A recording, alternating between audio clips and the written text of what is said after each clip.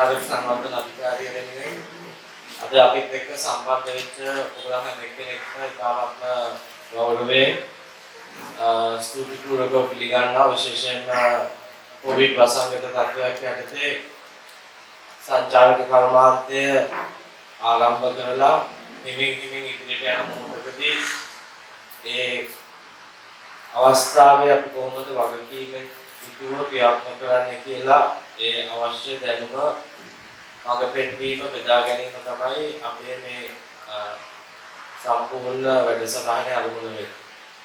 ඉතින් මම හිතන්නේ මේ පොඩි මේ සඳහා දාන අනිකාලමක් නැත්නම් ෆවුන්ඩේෂන් එකක් පදනමක් ලබා ගැනීම සඳහා පොඩි පසුබිම් වුණාක් කරන්න සිද්ධ වෙනවා. අපිට මොකද්ද මේ කොවිඩ් තත්ත්වය, අපි කොහෙන්ද මේක පටන් ගත්තේ, කොහොමද අපි මෙතනට ආවේ කියලා. හරියටම අදට අවුරුද්දකට ඉස්සෙල්ලා මේ අවුරුද්දේ මාර්තු මාසේ 17 වෙනිදා තමයි ලංකාව පළවෙනි වරට කොවිඩ් රෝගී මතුවෙලා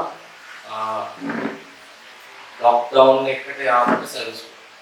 ඉතින් අපිට අද හරියටම අවුරුද්දක් සමරනවා. එතකොට ඒ වෙලාවේ ලංකාව ඇතුලේ සංචාරකයන් 80000ක් විතර රට ඇතුලේ ඉඳ වෙලා හිටියා. ඉතින් හදිස්සියෙම එයාපෝට් වසා දැමීමක්, රට වසා දැමීමක් කරලා මේ සංචාරකයන් 80000 කොහොමද ආරක්ෂිතව තමුන්ගේ රටවල් කරා පිටත් කරන්නේ කියන පළවෙනි අභියෝගය තමයි සංචාරක සංවර්ධන අධිකාරිය නැත්නම් ලංකාවේ සංචාරක කර්මාන්තයේ නියාමනය කරන ආයතනයේ විදිහට අපිට පැමිණලා තිබිච්ච වගකීම. ඉතින් මෙතනදී අපිට නොපෙනෙන ලොකු වගකීමක් සහ ලොකු ප්‍රශ්නයක් අපිට මුහුණ දෙන්න සිද්ධ වුණා. මොකද ආගමන විගමන දෙපාර්තමේන්තුවේ දත් අනුව සංචාරකයන් 80000ක් ලංකාව ඇතුලේ ඉන්නවා කියලා අපි දැනගත්තම ඇත්තටම මේ 80000 ලංකාවේ කොහෙද ඉන්නේ කියන්නේ අපි එක්ක දත්ත නැත්නම් වාර්තා තිබුණේ නැහැ. ඒකට ප්‍රධානම හේතුව තමයි ලංකාවේ සංචාරක කර්මාන්තය නියාමනය කරන රජය විසින් පනතකින්, ඒ කියන්නේ ටූරිසම් ඇක්ට් සංචාරක පනතින් 2005 සහ ඊට පෙර 1968 පත් කරලා තියෙන ආයතනය තමයි සංචාරක සංවර්ධන අධිකාරිය. එතකොට නිත්‍යානුකූලව සංචාරක සංවර්ධන අධිකාරියේ ලියාපදිංචියකින් තොරව කිසිම සංචාරක කර්මාන්තයට සම්බන්ධ සේවාවක් සපයන්න කිසිම පුද්ගලයෙකුට හෝ ආයතනයකට බැහැ.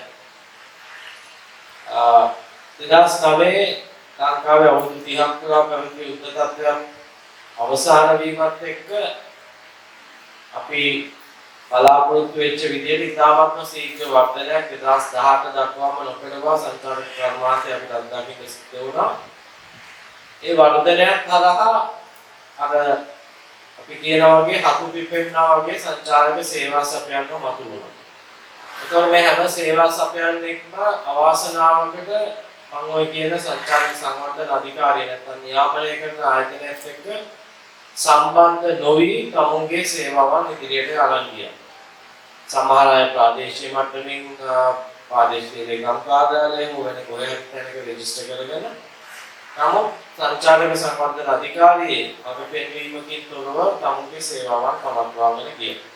අද වෙනකොට මේ විදිහට ඉන්න ප්‍රතිශතය 55ක් 60ක් විතර වෙද්දී සංචාරක සංවර්ධනයත් එක්ක නිත්‍යානුකූලව ලියාපදිංචි වෙච්ච ප්‍රමාණය සුළුතරයක් වෙච්ච 45ක් 40ක් අතර ප්‍රමාණයක් තමයි තියෙන්නේ. ඒකවල මේක නිකන් හරියට අර ඔයගොල්ලෝ ලියදුරුම අපුලේ හින්දා ලංකාවේ ලයිසන් තියෙන ඩ්‍රයිවර්ලා ඉන්නවා ලයිසන් නැති ඩ්‍රයිවර්ලා. සමහර වෙලාවට ලයිසන් නැති ඩ්‍රයිවර්ස්ලා ඉන්නවා ලයිසන් තියෙන. ඒ කියන්නේ බලපත්‍රයක්, ලියදුරු බලපත්‍රයක් තියෙනවා. විශේෂයෙන්ම කාන්තා පාර්ශ්ව විභාගයක් කියනවා. හැබැයි කොහොමද ට්‍රයල් කියලා ලයිසන් එක ගන්න තියෙනවා පදව ගන්න එච්චරම බෑ. පුරුදු පළපුරුද්ද නැතිකම නිසා. නමුත් ඊට වැඩිය සමහර අය ඉන්නවා පදවන්න පුළුවන් ලයිසන් එකකට. ඉතින් හැබැයි නීතිය අනුව කොච්චර හොඳට පදවන්න පුළුවන් වුණත් ලයිසන් එක නැත්නම් ලංකාවේ වාහනයක් පදවන්න බෑ. ඒ වගේ තමයි මේ කර්මාන්තේ නීතිය අනුව නිත්‍යානුකූලව අපිට එක්ක ක්‍රියාපදිංචි වෙලා නැත්නම් සංචාරක සේවාවක් සපයන්න බැහැ. ඔන්න ඔය බෑග්ග්‍රවුන්ඩ් එක නැත්නම් පසුබිම මම කතා කරුවේ ඔන්න ඔය හේතුව හින්දා තමයි අපිට ඔය 80000 කොහෙද ඉන්නේ කියලා ඇත්තටම හොයාගැනීමේ අපහසුතාවයක් තිබුණේ. ඉතින් එහෙම තිබුණත් ඒ වෙලාවේ වගකීම සම්පූර්ණයෙන්ම පැවරුනේ ආණ්ඩුව විසින් පවරලා දුන්නේ සංචාරක සංවර්ධන අධිකාරියට. මොකද නියාමනය කරන ආයතන විදිහට සංචාරකයෝ පිළිබඳ වගකීම අනතෙන් තියෙන අපි වෙන්නේ. ඒතකොට සම්පූර්ණ රට වසා දැමීමක්, යාපෝට් වසා දැමීමක් කියන පසුබිමක් තුළ සෞඛ්‍ය බලධාරී, ආරක්ෂක අංශයේ නිලධාරී, ඒ වගේම විවිධ අත්‍යවශ්‍ය සේවා සපයන ආයතන තමුන්ගේ රාජකාරී ලොක්ඩවුන් සහ ඇදිරි නීතිය මැද කරගෙන යද්දී තවත් එක්තරා ආයතනයක් 24 පුරා වැඩවෙන ආයතනයක් තමයි සංචාරක සංවර්ධන අධිකාරිය. ඒකේ අවශ්‍යතාවය අපිට මතුවන්නේ මේ සංචාරකයන් 80000 ආරක්ෂාකාරීව තමුන්ගේ රටවල් වලට පිටත් වෙන හැදීමේ වගකීම අපේ ආයතනයට පැමිණලා තිබෙනවා. ඉතින් ඒකේ ගාමක් අපහසු කටයුත්තක් වුණා. මම ඉස්සර කිව්වා වගේ අපිට මේ පුද්ගලයන් කොහෙද ඉන්නේ කියන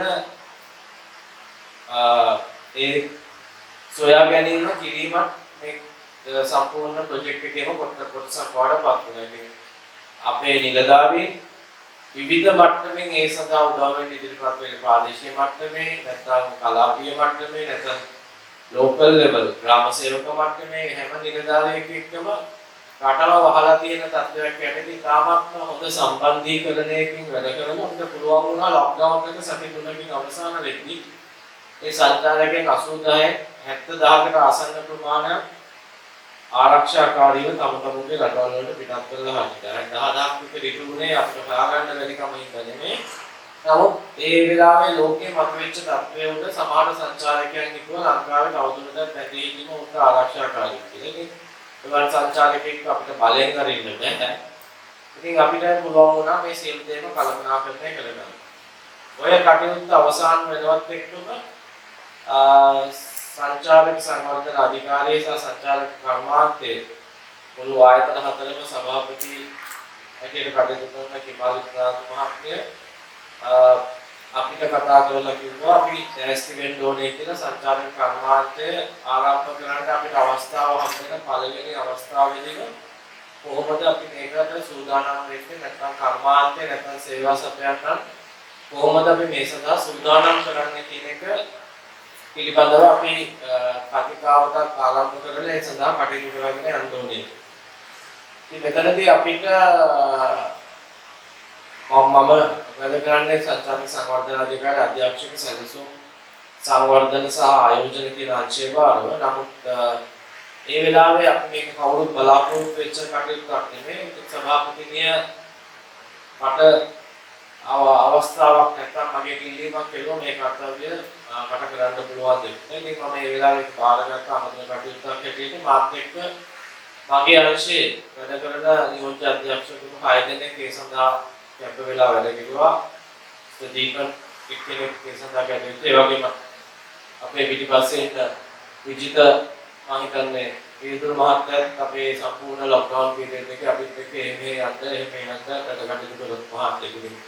ඇත්තටම සාමාන්‍යයෙන් මගේ රාජකාරී ජීවිතයේ අවුරුදු 20කට ආසන්න ප්‍රමාණයක් මම පෞද්ගලික අංශයකට කරලා තියෙනවා. සාමාන්‍ය අපේ මතයක් තියෙනවා රාජ්‍ය අංශයේ පුද්ගලයන් එච්චර කැපවීමක් නැහැ. සාමාන්‍ය රටේ ඉඳන් හතර දක්වා වෙලා බලාගෙන වැඩ කරන පුද්ගලයෝ කියලා. හැබැයි මගේ අවුරුදු 20 පෞද්ගලික අංශයේ පොදුටුව කැපවීමක් මම මගේ එකේ ලොක්ඩවුන් පීරියඩ් එකේ වැඩ කරන නිලධාරීන් ඉඳන් ඒ කැපවීම හරහා මට සිද්ධ වුණේ මඟ පෙන්වන්න විතරයි. නමුත් ඇත්තටම සියලුම වගකීම් දරලා මාත් එක්ක වැඩ කරපු පුද්ගලයන් හයදෙන අනියෝජ්‍ය අධ්‍යක්ෂකතුමෝ හයදෙනා අපිට පුළුවන් වුණා සංචාරක කර්මාන්තය නැවතත් ආරම්භ කිරීම සඳහා වන අධිකාලක නැත්නම් ෆවුන්ඩේෂන් එක නැත්නම් අපි ඔය කියන ටූරිසම් ඔපරේෂනල් ගයිඩ්ලයින් නැත්නම් මාර්ගෝපදේශනය එළි දක්වන්න.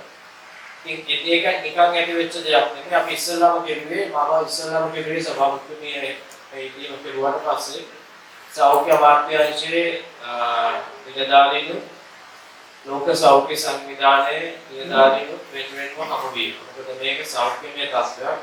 කවදාවත් අහලා තිබුණ නැති තත්ත්වයක්. අර සුනාමිය ආපුවම අපි වචනයක් අහලා තිබුණේ නැහැ වගේ කොවිඩ් කියන වචනේත් මම හිතන්නේ අපි කවුරු අවුරුද්දේ මාර්ච් පෙබ්‍රුවාරි මාසේ නැත්නම් මාස 3-4ක් පස්සට ගියා නම් අපි අහලා තිබුණේ නැහැ. ඉතින් මේ සෞඛ්‍යමය තත්ත්වයක් තුළ අපි ඉහිල්ලා හම්බෙච්ච වෙලාවේ අපිට පළමුවෙන්ම අනතුරු ඇතිවීමක් වෙන සෞඛ්‍ය අමාත්‍යාංශයේ ඕන ඉස්සෙල්ලාම කිව්වේ ඔයගලම කර්මාන්තය අරින්න ඉස්සෙල්ලා කවුද කර්මාන්තයේ වගකීම දරන්නේ කියන එක අපි තාමත්ම පැහැදිලිව දැනගන්න ඕනේ.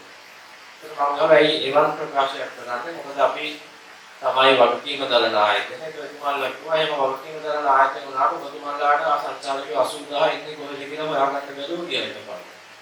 එතකොට ඔබතුමාලාට වගකීමක් ගන්නවා කියන එක පිළිබඳව අපිට ප්‍රශ්නාර්ථයක් තියෙනවා.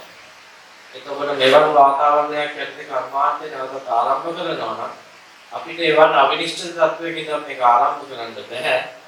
අපිට වගකීම දරන ආයතනයක් අවශ්‍ය වෙනවා. ඒ ආයතන ඔබතුමාලා නම් ඔබතුමාලාට ඒ වගකීම දරනවා කියන සහතිකය අපිට දෙන්න පුළුවන් වැඩපිළිවෙලක් අවශ්‍ය වෙනවා. එතනින් තමයි අපිට කර්මාන්තය ආරම්භ කිරීම ගැන අවම වශයෙන් සාකච්ඡා කරන්න හරි පුළුවන්. ඉතින් මේ පදනමේ ඉඳන් අපි කිව්වා හරි අපි ඒ සඳහා වැඩ පිළිවෙලක් ක්‍රියාත්මක කරන්න අපිට ඔබතුමාලාගේ සහයෝගය දෙන්න. ඒකට තුමාලා එකඟ වුණා. ඒකගේ වෙලා තමයි මම හිතන්නේ මේ දවස්වල ඉක්තු සාහිත්‍ය අමාත්‍යාංශයේ අධ්‍යක්ෂක ජනරාල්තුමා ડોક્ટર අනිල්ජා සිංහ සංචාරක කර්මාන්තයේ සඳහාම විශේෂිත කමිටුවක් පත් කළා. ඒකට දොස්තරලා මහාචාර්යවරු මම හිතන්නේ 20 ගානක් ඇතුළත් වුණා. ඒ පැත්තෙන් 20 ගානක්දී අපේ පැත්තෙන් අපි 7 දෙනා තමයි ඔය සඳහා සම්පූර්ණයෙන්ම පුරදුනේ. right එතකොට ඕන් කියපු අපි ඊට පස්සේ ඕන් කියපු දෙවන පණිවිඩය තමයි ප්‍රතුමාලා ඉකන් දෙක කර්මාන්තය අර අපි කියනවානේ මේ සත්‍යයෙන් පස්සේ අපි කොහොමද ආරම්භ කරන්නේ කියන වචනේ තමයි අපිට නිරන්තරයෙන් මේකේ after covid වලින් පස්සේ කොහොමද ආරම්භ කරන්නේ එතුමාලා අපිව නිවැරදි කරුවා after covid වලින් පසුව කියන වචනයක් එන්නේ නැහැ මොකද covid වලින් පසුව නම් අපි සාමාන්‍ය විදිහට තමයි යන්නේ. නමුත් අනිවාර්යයෙන්ම එතුමාලාගේ මතය මම මේ කියන අවුරුද්දකට ඉස්සෙල්ලා කියපු කතාවක්. කලින් කියනවා නම් අවුරුද්දේ අප්‍රේල් මාසේ දෙවන සතියේ අපි සූදානම් වෙන්න ඕනේ කොවිඩ් තත්ත්වයක් එක්ක කොහොමද කර්මාන්තය ආරම්භ කරන්නේ. එතකොට මම මේ වෙලාවේ අහුවා කියන්නේ කොවිඩ් තත්ත්වය කියන්නේ අපි මාස 3ක් 6ක් අතර ප්‍රමාණයක් තුල ඒකම මම කියනවා මාස 3ක් 6ක් නෙමෙයි අපේ මතය විදිහට නම් අවුරුදු එකමාරක් දෙකක් තුනක් නෙවෙයි කොවිඩ් තත්ත්වයක්. යවක්ම මේ වෙලාවේ කියද්දි මට ඒක පොඩ්ඩක් පිළිගන්න ටිකක් අමාරු වගේ තත්ත්වයක් දැනුණා. නමුත් අද වෙද්දි මම හිතන්නේ අපිට ඒක සත්‍යයක් කියන එක පැහැදිලි වෙලා තියෙනවා. මොකද මේ වෙනකොට විවිධාකාර මත මතුවෙනවා.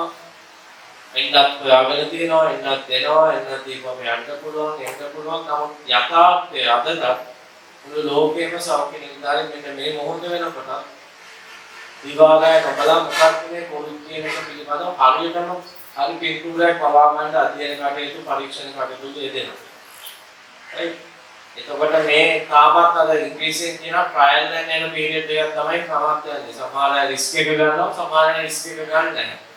ඒක ඔබතුමාලා දන්නවා නම් එන්නත් දීම සමහර රටවල් මේ වෙලාවෙදී නවත්තලා තියෙනවා. සමහර රටවල් එන්නත් දීගෙන ඉදිරියට යනවා. සමහර රටවල් දෙන්න පටන් ගන්න තියෙන එක ආයෙත් නවත්තලා තියෙනවා. කාටවත් තාම හරි පැහැදිලි දැක්මක් මේ පිළිබඳව නැහැ.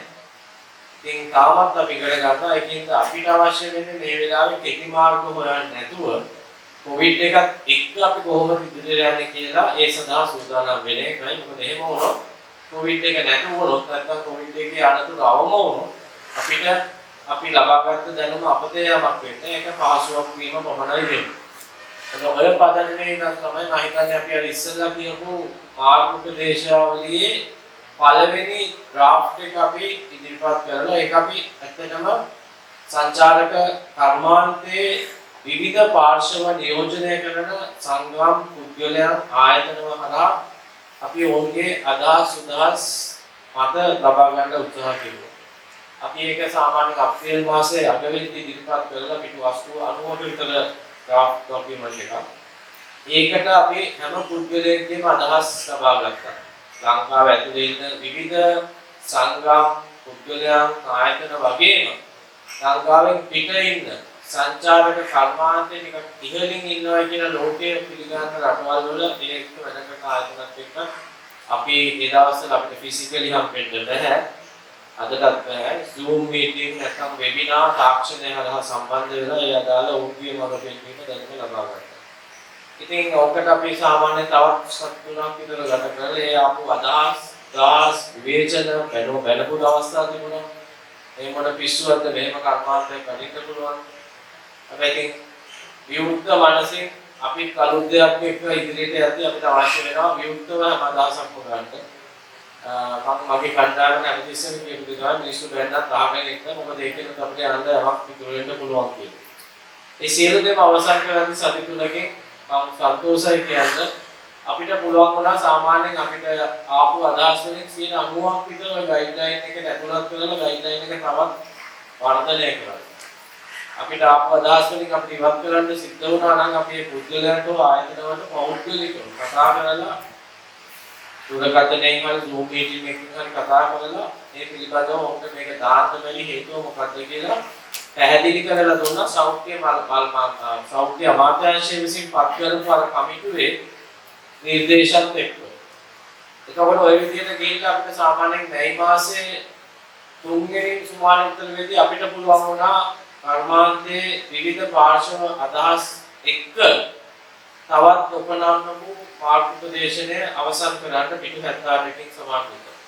ඊපස්සේ මේ මාසයේ අවසාන සතියේ අපි ඔක ඉදිරිපත් කළා සෞඛ්‍ය අමාත්‍යාංශයෙන් මම කියපු සංචාරක කර්මාන්තයේ සඳහා පත් කරපු කමිටුවේ දොස්තරලා 26 දෙනා එක සම්පූර්ණයෙන්ම අධ්‍යයනය කරලා අපිත් එක්ක නැවතත් Zoom meeting එකේ සම්බන්ධ වෙලා යම් වෙනස්කම් යම් ස්ථානවල අපිට කරන්නේ ඉතින් පෙරුවාට පස්සේ සෞඛ්‍ය බලධාරීන් විසින් අනුමත කරන ලද ගයිඩ්ලයින් එකක් නැත්නම් මාර්ග උපදේශනයක් හැටියට ජූනි මාසයේ 8 වෙනිදා හරියට 2020 අපිට පුළුවන් වුණා කියන සංචාරක කර්මාන්තයේ සඳහා වූ මාර්ග උපදේශනය නැත්නම් tourism operational guidelines with health protocols කියන ගයිඩ්ලයින් එක නිල වශයෙන් කර්මාන්තයේ සඳහා ඉදිරිපත් කරනවා. ඉතින් මේක ඇත්තටම අර ෆික්ස් මාර්ග උපදේශනයක් වෙන්නේ මොකද කොවිඩ් කියන එක ඒ වෙනකොට දවසින් දවස අපි ඉගෙන ගන්න දේ වෙනස් වෙමින් තියෙනවා. මොකද මාර්ග උපදේශනයකුත් අනිවාර්යයෙන්ම ලිවිං ડોකියුමන්ට් එකක් නැත්නම් වෙනස් වෙන්න වාජනය වෙන්න හැකි මාර්ග උපදේශනයක් අනිවාර්යයෙන්ම වෙන්න ඕනේ. එතකොට ඔය සෞඛ්‍ය බලධාරීන් එක්ක අපි ඔය වෙනකොට මම හිතන්නේ වට 5ක විතර Zoom හරහා සම්බන්ධ වෙන්න හමු වෙමින් තිබ්බා. ඒකත් අමතරව ෆිසිකලි අපි සම්පූර්ණ ඔක්කොම නෝනා කීප දෙනෙක් ගිහිල්ලා ඕන් එක්ක හමු වෙලා සාකච්ඡා කරන්න අපිට අවස්ථාවක් ලැබුණා. ඉතින් මේ සියලු දේ මාළා අපිට ඕන් දීපු පණිවිඩය තමයි කොවිඩ් වාතාවරණයක් යටතේ කර්මාන්තය ආරම්භ කරනකොට අපි කළ යුත්තේ මොකක්ද? මම හිතන්නේ ඒ වෙනකොට ඒවා අපිට ටිකක් අලුත් දේවල් වුණාට මේ වෙනකොට දැන් අවුරුද්දක් ගිහිල්ලා තියෙන්නේ මම ඔය කියන්න හදන කාරණා පහම අපි කවුරුත් දන්නා කාරණා පහ. ඕකේ පළමු දේ තමයි කොවිඩ් වාතාවරණයකදී අපි ක්‍රියාත්මක වෙනවා නම් තමුන් හැකි සෑම අවස්ථාවකදීම මේ වගේ මුඛ ආවරණයක් නැත්නම් ෆේස් මාස්ක් එකක් පැළඳගෙන ඉන්න ඕනේ. එතකොට මුඛ ආවරණයක් කියන එකෙත් විවිධ වර්ග තියෙනවා. ඔබතුමාලා දන්න විදිහට දැන් මේ කාමරේ පුරා බලුවත් එක විදිහේ ෆේස් මාස්ක් තියෙනවා. මේ જાතිය ඒවට කියන්නේ සර්ජිකල් මාස්ක්. මේකේ වළංගුභාවය නැත්නම් එෆිෂියන්සි එක තියෙන්නේ සාමාන්‍යයෙන් පැය 4ක් 6ක් අතර කාලයක් පමණයි. මේක හොදලා නැවත පාවිච්චි කරන්න බෑ. ඒත් මේ වගේ එකක් ඔබතුමා පාවිච්චි කරනවා නම් සාමාන්‍යයෙන් පැය 6න් 6ට මාරු කරන්න පුළුවන් විදිහට ඒ සඳහා සූදානම් වෙන්න ඕනේ. ඊට අමතරව විවිධාකාර තියෙනවා K95 කියලා තියෙනවා. එක දේවල් වල යම් පාවිච්චි කිරීමේ ප්‍රමිතියක් සහ ක්‍රියාපටිපාතයක් තියෙනවා. ඉතින් අපි පාවිච්චි කරද්දී ඒක පොඩ්ඩක් දැනුවත් වෙන්න ඕනේ. විශේෂයෙන්ම ඔබතුමාලා සංචාරක කර්මාන්තයේ පුද්ගලයන් එක්ක ගැටෙන්න අදහස් කරගෙන ඉන්න. ඔක තමයි ඕන් අපෙන් ඉල්ලපු පළවෙනි දේ. මේක අමාරු වෙන්න පුළුවන්, මේක පුරුදු දෙයක් වෙන්න පුළුවන්. නමුත් මේක අනිවාර්යයෙන්ම පිළිපැදිය යුතුයි. ඕකේ ප්‍රතිඵලයක් තියනවද නැද්ද කියලා බලන්න මම කියන්නේ හොඳම සාක්ෂිය තමයි සාමාන්‍යයෙන් ලංකාවේ ස්පිරිතාල තියෙනවා. ආණ්ඩුවේ ස්පිරිතාල වල නිකන් නොමිලේ අපිට සෞඛ්‍ය පහසුකම් සපයන්නේ. OPD section එක නැත්නම් බාහිර රෝගී අංශය තමයි ස්පිරිතාලෙක වැඩිම රෝගීන් ගැවසෙන ස්ථාන. ඒ ස්ථානයේ නිතර වාර්තා වෙන රෝගීන් තමයි කැන්සර්, සෙම්ප්‍රතිශ්‍යාව, හෙපටිස්ාව වලට සම්බන්ධ රෝගීන්. නමුත් මේ මාස්ක් එක දැමීම හරහා ලංකාවේ සමීක්ෂණයක් කරලා තියෙන සෞඛ්‍ය අමාත්‍යාංශයේ ඒ රෝගීන් 66ක් අඩු වෙලා තියෙනවා. right? එතකොට මම හිතන්නේ ඒක හොඳම සාක්ෂියක්. මේකෙදි නාසයටත් මුඛයටත් විෂ බීජ ඇතුල් වීම යම් තාක් දුරකට අවම වෙනවායි කියන එක. ඉතින් කොවිඩ් කියන්නේ වෛරස් එකක්. ඇතුල් වෙන්නත් පුළුවන් ඔය කියපු නාසයෙන්ුයි මුඛයෙන්ුයි. ඒකට මේක දාගෙන හිටියොත් 100%ක් නැති වුණත් 100ට බහුතරයක් ආරක්ෂා වීමේ හැකියාවක් තියෙනවා. නෝකෙන්ද තමයි සෞඛ්‍ය බලධාරීන් අපිට ෆේස් මාස්ක් එක දාන්න ඕනේ කියන පණිවිඩය දෙන්නේ. අපි යමක් කරනවා නම් ඇයි ඒක කරන්න කියන එක තමයි දැනුවත් වීම කියන්නේ. කරන්නම් වාල කිරීමේදී සමහරක් වෙලාවට අපිට ඒක මේ වගකීම නැත්තම් ඒකේ බැරෑරුම්කම එච්චර දැනෙන්නේ නැහැ. නමුත් අපි ඇයි ඒක දාන්නේ කියලා ගත්තොත් ඒක පැහැදිලි. යෝගයෙන් තමයි පළවෙනි දේ මේක හැමතිස්සෙම අපි දාගෙන ඉන්න ඕනේ කියන පළවෙනි දේ. මම තනියම කාර්යක යනවා නම් මොකද දාගෙන යන්න ඕනේ නැහැ. මේ තේරුමක් නැති වෙලා. ඔය පවුලේ නෝනයි මහත්තයයි එක කාමරේ ඉඳන් කාර්යකට ගියනවා නම් ඒක දාන්න අවශ්‍ය නැහැ. නමුත් ඔයා යාළුවෙක්ව බස් වලටකින් වහන්න දාගන්නවා නම් මෙතන වෙලා දාපු ඔයා කක්කාල මාස්ක් එක දාගෙන යාළුවට මාස්ක් එක දාගන්න කියන්නේ සිද්ධ වෙනවා. ඕක තමයි ඔක දැනුවත් වීම කියන එකෙන් අදහස් වෙන්නේ. ඕකේ දෙවන කාරණේ තමයි අපි හැමතිස්සෙම අර ආරක්ෂාකාරී පළතලේ පවත්වා ගත යුතුයි කියන්නේ. මම හිතන්නේ අපිට සාමාන්‍ය ජනතාව හැටියට සෞඛ්‍ය අමාත්‍යාංශයේ එකට මීටරයක් කියලා කියද්දි සංචාරක කර්මාන්තයේ සඳහා වූ එක මීටර 1.5ක් හැටියට සඳහන් කරලා ඉතින් මේක කොහෙ ගියා අපි සංචාරක කර්මාන්තයේ අදාළ සේවාවක් සපයනවා නම් විදේශීය සංචාරකයෙක් එක්ක අපි ගැටෙමින් ඉදිරියට යනවා නම් අපි ඔය 1.5 පළතරේ තියාගත්ත යුතුමයි. ඒක කොහොමද කරන්නේ කියන එක කාටවත් ඔබතුමාට කියන්න බෑ. ඒක සාමාන්‍ය දෙයක්. කරන විදිය ඔබතුමාගේ අතේ තියෙන නමුත් ඒක ක්‍රියාත්මක කිරීම අවශ්‍යයි කියන පරිදි ඔබතුමා ගන්න. තුන්වෙනි වැදගත් පරිවිදය තමයි දෙන්නේ. දැන් මෙතනදී අපි දැක්ක එකේ තියෙනවා අතෝදන්න පාස්කමක් සපයලා තියෙන වොෂ් බේස් එකක් තියෙනවා. ලික්විඩ් සෝප් එකක් නැත්නම් සබාකඩයක් තියෙනවා. මේ සමහර වෙලාවට අර ආරක්ෂක නිලධාරිය බලාගෙන ඉන්න හින්දා අතෝදලා තාවට අතෝදලා නැතුම් වෙනවා. ආරක්ෂක නිලධාරියත් සන්තෝෂයි මොනවත් සන්තෝෂයි. හැබැයි ඇත්තටම වෛරසය විනාශ වෙනවද නැහැ. අත සේදීම තමයි වෛරසය විනාශ කරන්න තියෙන හොඳම ක්‍රියාපටිපාටිය කියලා තමයි සෞඛ්‍ය නිලධාරියෙක් කියන්නේ. මම සෞඛ්‍ය විශේෂඥයෙක්වත් වෛද්‍යවරයෙක්වත් නෙමෙයි. නමුත් මම මේ ඔබතුමාලත් එක්ක බෙදා හදාගන්නේ සෞඛ්‍ය බලධාරීන් අපිට ලබා දෙන දැනුම. එතකොට ඔබතුමා කොහේ හරි එළියකට ගිහිල්ලා නැත්නම් වෙන කටයුත්තකට සහභාගී වෙලා අතුරු වෙනවා නම් නැත්නම් ඔබතුමාත් එක්ක ගමනේ යෙදෙන සංචාරකයෙක් කොහේ හරි එළියට බැහැලා වැහීම සඳහා අවසර දුන්න ස්ථානයක වාහනයෙන් පිටතට ගිහිලා වාහන ඇතුළු වෙනවා නම් පුළුවන් තරම් උත්සාහ කරන්න ඇතුළු වීමට පෙර අත සබන් උදා අපර 20කට සෝදලා ඇතුළත් කරගන්න පුළුවන් කියලා බලන්න. ප්‍රායෝගිකව මේ පාසුකම හැමතැනකම නොතියෙන්න පුළුවන්. ඔකට සෙකන්ඩ් ඔප්ෂන් එකක් නැත්නම් ඔකට අමතරව වත සෝදන්න නොහැකි අවස්ථාවලදී වෙන ක්‍රියාපටිපාටියක් හැටියට තමයි අපි මේ පාවිච්චි කරන hand sanitizer කියන ෆැසිලිටි එක අපිට දීලා තියෙනවා. right? ඒක කරුණාකරලා පැහැදිලිව ගන්න අප හොදන්න පුළුවන් හැමතැනකදීම හොදන්න. අප හොදන මෙතන ඇතුළු වුණාට පස්සේ මෙතන නැවත නැවත අප හොද ඇතුළේ ඉන්න අවශ්‍යතාවයක් නැහැ. ඊට පස්සේ ඔබට sanitizer එක පාවිච්චි කරන්න පුළුවන්. sanitizer කියන එක ලංකාවේ අවාසනාවකට sanitizers masks ව්‍යාපාර බවට පත් වුණා කොවිඩ් එකත් එක්ක. ඒක නරක නැහැ. නමුත් ඒ අදාළ ප්‍රමිතියෙන් ඒක ඉදිරියට යනවා. නමුත් අවාසනාව තමයි අපි සැනිටයිසර් 10ක් ගත්තොත් ක්වොලිටි 10ක් තියෙනවා. ඉතින් ඕකෙන් වෙන ක්‍රියාමාර්ගය, ඒ කියන්නේ වෛරසයේ නැසන ක්‍රියාමාර්ගය වෙන්න නම් ඔය විෂ බීජ හරන ද්‍රාවණය නැත්නම් සැනිටයිසර් එක 70%කට වැඩි ඇල්කොහොල් ප්‍රමාණයකින් සමන්විත වෙන්න ඕනේ.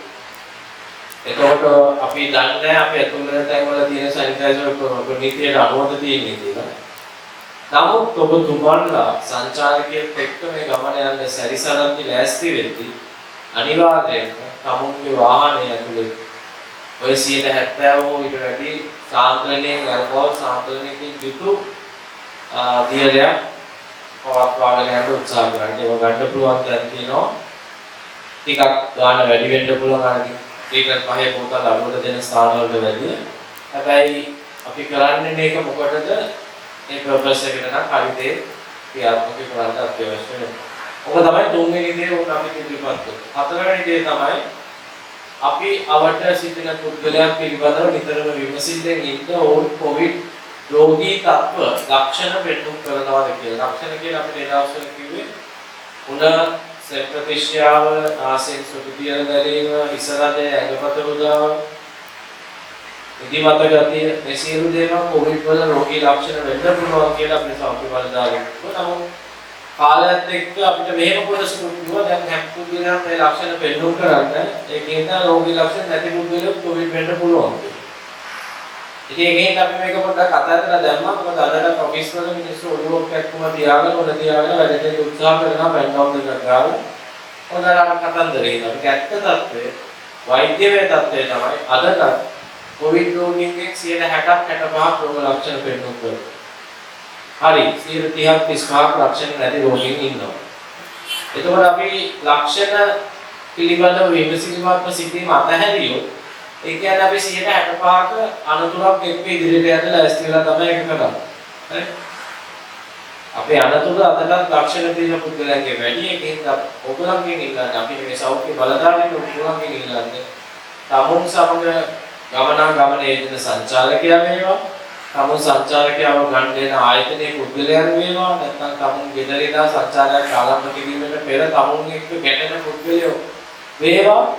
මේ ලක්ෂණ පෙන්නුම් කරනවා නම් පොඩ්ඩක් විමසිලිමත් වෙන්න. මම ඇත්තටම මේ සංචාරයේ මට ඇත්තටම ඔළුව ගැටුමක් තියෙනවා, මට ඒක සංචාරයක් තියෙනවා නම් අර මම කියපු ලක්ෂණ යම්කාපුවකට පෙන්නුම් කරනවා. ඇත්තටම මම මේ රෝලේ අර්ථ ඕනෙද ගිහිල්ලා මාවත් කර්මාන්තයත් සංචාරකයවත් අවදානම අද දාන්න ඕනෙද කියන තීරණය ඔබතුමාට එන්න ඕනේ. සමහර දේවල් වෛද්‍යවරයෙක්වත් එළියෙන් බලන්න බෑ. ඔබතුමාට කැස්සහන් වෙන හිවිසා වෙන යන්න පුළුවන්. හරි?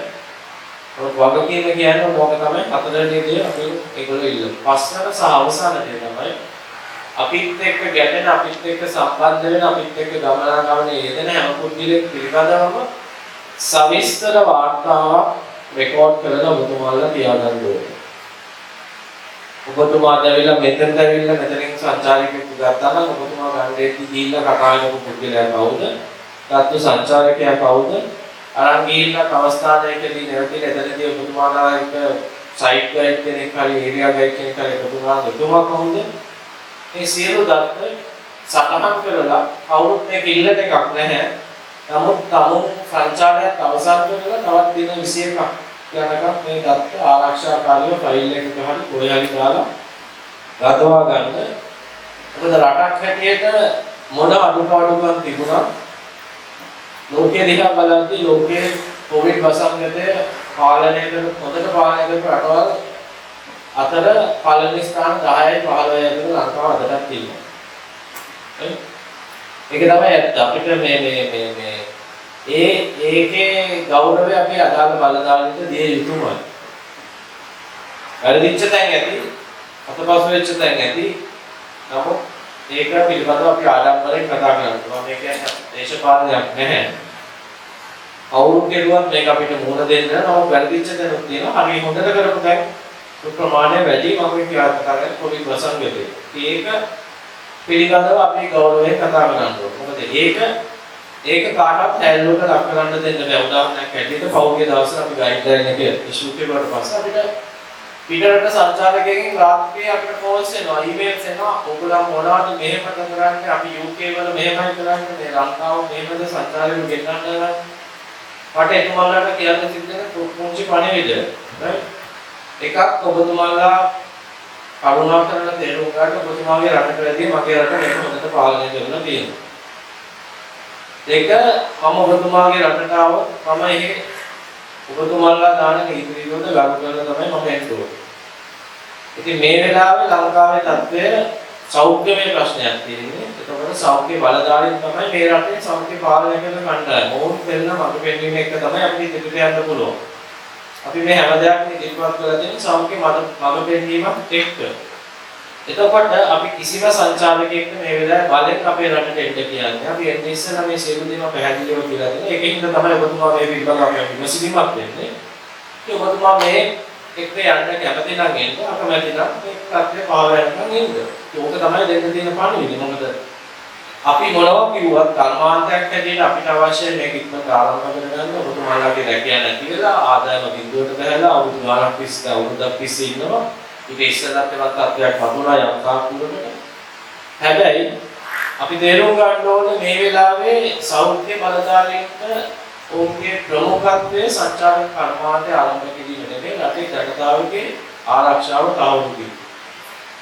මොකද මේ අපි සංචාරක කර්මාන්තය ආරම්භ කරන්න කියන ඔයත් මම හෙට පුකුරක් වතුනොත් අපේ ගමේ කට්ටිය වැඩි වුණොත් අපි බණින්නේ සෞඛ්‍ය පිළිදාන. එතුමන්ලාගේ වගකීම වෙන්නේ රට ආරක්ෂා කරන ඉදිරියට යාම සහ ඒ තත්ත්වයේ උඩ ඉඳගෙන සංචාරක කර්මාන්තය කොහොමද ආරක්ෂාකාරීව ආරම්භ කරන ඉදිරියට ගෙන යාමේ පිළිබඳව තමයි මේ සියලුම කාර්යයන් අපි හෙළවීමට උත්සාහ කරන්නේ. ඔය අමෙපෙන්නේ තමයි අපි අපේ ගයිඩ්ලයින් එක ඉදිරිපත් කරේ. ඊට පස්සේ අපිට තිබුණ ප්‍රධානම අභියෝගය තමයි මේ ගයිඩ්ලයින් එක නැත්නම් මේ මාර්ගෝපදේශන පිළිබඳව පුද්ගලයන් දැනුවත් කිරීම. තාමත් මේ කරගෙන යන දැනුවත් කිරීම වැඩ කොටස. මොකද එතනදී අපිට යම් පාදක සහ සීමාවන් නැත්නම් ක්‍රියාත්මක කරන්න සිද්ධ වුණා. පොඩි උදාහරණයක් කියන්නම්.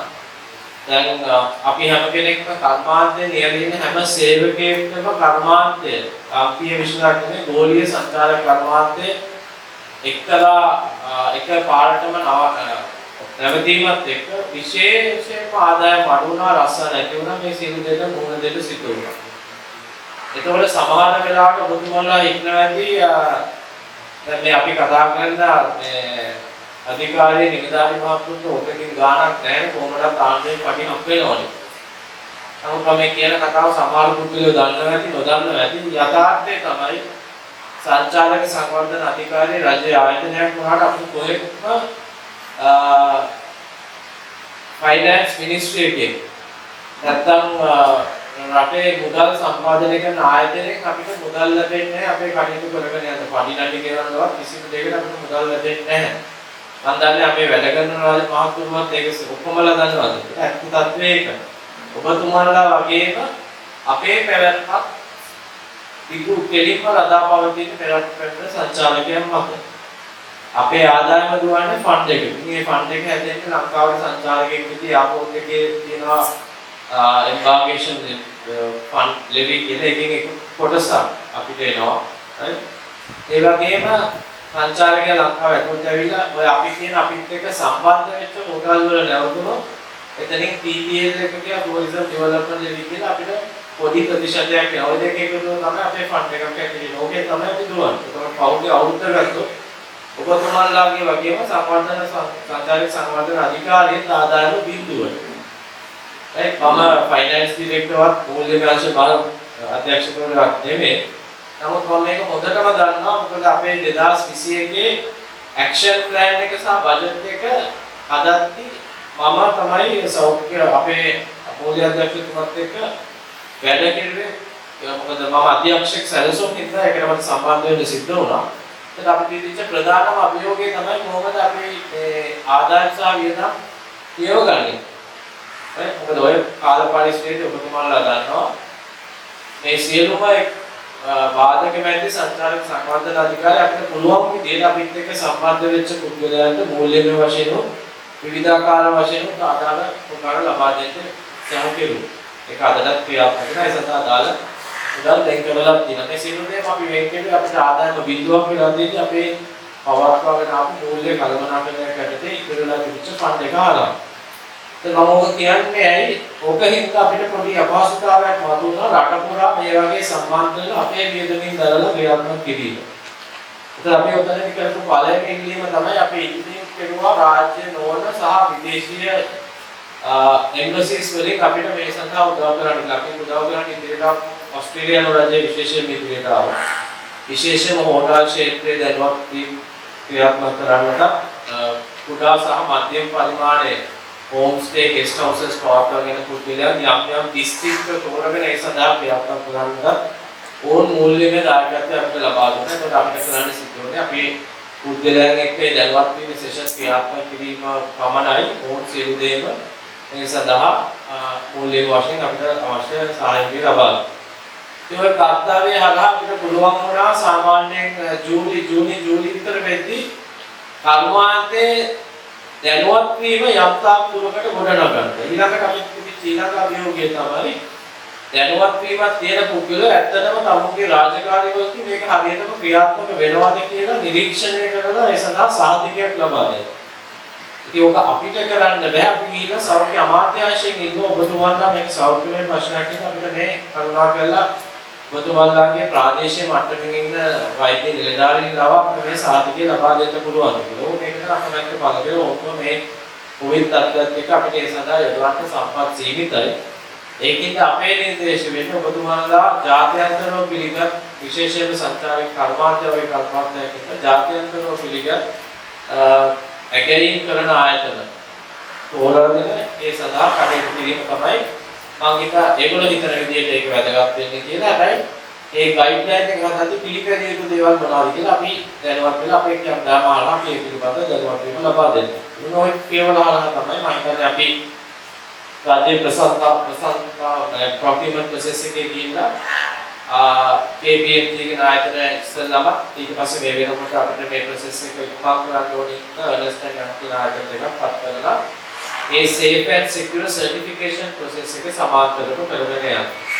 ඉතින් මේ සියලුම දේ හරහා අපි අර මම ඔබතුමාලා මතකෙ මම පටන් ගන්න කිව්වා සෞඛ්‍ය අමාත්‍යාංශයෙන් කිව්වා අපිට පැහැදිලි සැලැස්මක් ඕනේ කවුරු වගකීම ගන්නේ කොහොමද වගකීම ගන්නේ. ඒක සියලු දේම අපි ප්ලෑන් කරුවට පස්සේ අපි මම හිතන්නේ ජූලි මාසේ මුල විතර සෞඛ්‍ය බලධාරීන් එක්ක සම්බන්ධ වෙච්ච රැස්වීමකදී අපි තාමත් පැහැදිලිව මේක ඉදිරිපත් කළා. මේක තමයි අපේ ප්ලෑන් එක. ඒකට අපිත් එක්ක ලියාපදිංචි වෙච්ච පුද්ගලයන්ට පමණයි සර්ටිෆිකේෂන් එකට අයදුම් කරන්න පුළුවන්. එහෙම අයදුම් කරපු පුද්ගලයෙක්ට අපි මේ අදාළ ආයතන විසින් අපක්ෂපාතී පරීක්ෂණයක් කරලා ඔවුන් සෑහීමකට පත් වෙනවා. ඔවුන් අපිට නිර්දේශ කරනවා. ඒ නිර්දේශ අපි ඔබතුමාලාට ඉදිරිපත් කරනවා. ඔබතුමාලාට ඒක ඕන්ලයින් චෙක් කරලා බලලා අපිට අනුමැතිය ලබා දුන්නොත් අපි එවන් ස්ථාන safe and secure certified සේවා සපයන හැටියට පිළිගන්නවා. ඉතින් මේ ප්‍රයත්නය ඉතාමත් ඉහළ ඇගීමකට ලක් වුණා සෞඛ්‍ය අමාත්‍යාංශය. තුමන්ලා කිව්වා අපි සෑහීමකටපත් වෙනවා. ගන්නවා මෙතන වගකීම කොහෙද කියලා අපිට පැහැදිලි. ඒකෙන් අපිට දැන් පුළුවන් මේක කොහොමද ආරම්භ කරන්නේ කියලා සාකච්ඡා කරන්න. ඉතින් ඕක අපි ඇත්තටම ඔය සම්පූර්ණ සැලැස්මම සකස් කරුවේ අපේ රටේ සෞඛ්‍ය අංශයට කර්මාන්තයක් හැටියට කර්මාන්තයේ නියාමනය කරන ආයතනය හැටියට අපිට මේකේ වගකීම අරන් ඒක හරියට කළමනාකරණය කරන්න පුළුවන් කියන විශ්වාසය ලබා දෙන්න. ඕකේ අතුරු ප්‍රතිඵලයක් හැටියට අපි බලාපොරොත්තු නොවෙච්ච දෙයක් සිද්ධ වුණා. ඔබතුමාලා දන්නවා ඇති World Travel and Tourism Council WTTC කියන ලෝක සංචාරක කර්මාන්තය සම්බන්ධ විශාල ආයතනයක්. ලෝකෙම පිළිගත් ආයතනයක්. මේ ආයතනය මම හිතන්නේ අගෝස්තු මාසෙ විතර ලෝකේ රටවල් 36ක් නම් කෙරුවා ආරක්ෂාකාරී තාමත්ම වැදගත් වැඩපිළිවෙලක් තියෙන සංචාරකයෙක්ට විශ්වාසයෙන් යුතුව යන්න පුළුවන් රටවල් හැටියට. රටවල් 36ක් නම් කෙරුවා රටවල් 190 ගණක් තියෙන ලෝක සිතියමේ. ඒ 36 ආසියාවේ රටවල් 5යි තිබුණේ. ඒ 5 ඉහළින්ම නැත්නම් උඩින්ම තිබුණ රට තමයි ශ්‍රී ලංකාව. ඒක අපි ඒක ඉලක්ක කරගෙන නොකරපු දෙයක් වුණාට අපි ඉදිරිපත් කරපු වැඩපිළිවෙල හරහා අපිට අතුරු ඵලයක් හැටියට ඔය safe travel stamp කියන සහතිකය හම්බුණා. ඒක අපිට යම් තාක් දුරකට තල්ලුවක් වුණා ලංකාවට එන්න බලාපොරොත්තු වෙන සංචාරකයන්ගේ මනසේ ලංකාවේ තියෙන සිස්ටම් එක පිළිබඳව විශ්වාසයක් ගොඩනගන්න. ඉතින් මේ සියලු දේවල් ක්‍රියාත්මක වීමත් එක්ක අපි ආරම්භ කරනවා සංචාරක සෞඛ්‍ය බලධාරීන් එක්ක කොහොමද කොයි විලාවේද අපි මේක ආරම්භ කරන්න බලාපොරොත්තු වෙන්නේ කියලා. ඇත්ත වශයෙන්ම කියනවා නම් සැප්තැම්බර් මාසේ අග වෙද්දී ඔක්තෝබර් මාසේ 6 වෙනිදාද කොයිද දෙවන රැල්ලක් මතුවෙද්දී ඔක්තෝබර් මාසේ 8 වෙනිදා මට හරියටම මතක විදිහට අපිට අවසාන රැස්වීම අපි තියන්න සැලසුම් කරලා හිටියේ කවදාද මේක ආරම්භ කරන්න කියන දවස තීරණය කළා. හැබැයි 6 වෙනිදා තමයි මේ බ්‍රැන්ඩ් එක්ස් ආයතනයේ ඊට පස්සේ මාළු මාකට් එක හරහා මේ සියලු දේම කුඩු යටිකුරු උනේ. ඒ හරහා ඇත්තටම අපිට ඊට පස්සේ සාමාන්‍ය මාස දෙකකට විතර සෞඛ්‍ය අමාත්‍යාංශ නිලධාරීන් එක්ක රැස්වීමක්වත් තියෙන්න බැරි තත්ත්වයක් උදා වුණා. ඒක තමයි සම්පූර්ණ මේ ගයිඩ්ලයින් එකේ සහ මාර්ග උපදේශයේ පසුබිම. මම දැනගත්ත පොඩ්ඩකට ගයිඩ්ලයින් එක දිහාට හැරුණොත් අපේ මාර්ග උපදේශනේ ඉතාමත්ම පැහැදිලිව කරලා තියෙන්නේ සංචාරකයේ අපේ ලංකාවට එන්න සැලසුම් කරන මොහොතේ ඉඳන් ලංකාවට ඇතුල් වෙලා ලංකාවේ ගමන් කරලා ලංකාවෙන් පිට වෙන මොහොත දක්වා සිද්ධ විය හැකි හැම දෙයක්ම ආවරණය වන පරිදි මොනවද වෙන්නේ කොහොමද වෙන්නේ කවුද කරන්නේ කියන එක ආවරණය වෙන පරිදි අර සෞඛ්‍ය බලධාරීන් කියපු කාරණා පහ ඒ කටයුතු වලදී කොහොමද දැඩිව ක්‍රියාත්මක කරන්නේ කියන එක ඇතුළත් කරපු දෙයක් තමයි මේකේ තියෙන්නේ. නැතු මේක මහා දැනුමක් අවශ්‍ය නැත්නම් තාක්ෂණික දැනුමක් අවශ්‍ය රොකට් සයන්ස් එකක් නෙමෙයි. මම අර කියපු බොහොම සරල කාරණා පහ තමයි ඔක ඇතුලේ තියෙන්නේ. හැබැයි ඔක ඇතුලේ විස්තරාත්මකව හැම දෙයක්ම ආවරණය වෙන පරිදි අපි ඇතුළත් කරලා තියෙනවා. එතකොට මම නිකන් පිටියෙන් ඔය මාර්ග උපදේශනයේ පරිච්ඡේද දිහා ඔබතුමාලාට නිකන් දැනුම පිණිස මම දන්නවා ඔබතුමාලා පිටුවැත්තටක් ඔයවත් ගිහිල්ලා කියවන්නේ නැහැ ඔබතුමාලට අදාළ නැත්නම් නමුත් කර්මාන්තයේ හැම පුද්ගලයෙක්ට මේ පිළිබඳව යම් දල අවබෝධයක් හරි තියෙන්න ඕනේ. ඕක තමයි මම අපි බලාපොරොත්තු වෙන්නේ මේ දැනුම කියලා. මම ඉස්සෙල්ලාම නිකන් කියන් ගියොත් පළවෙනි පරිච්ඡේදය අපි සම්පූර්ණයෙන්ම වෙන් කරලා තියෙන්නේ මේ රටට එන්න බලාපොරොත්තු වෙන සංචාරකයව ආමන්ත්‍රණය කරන්න.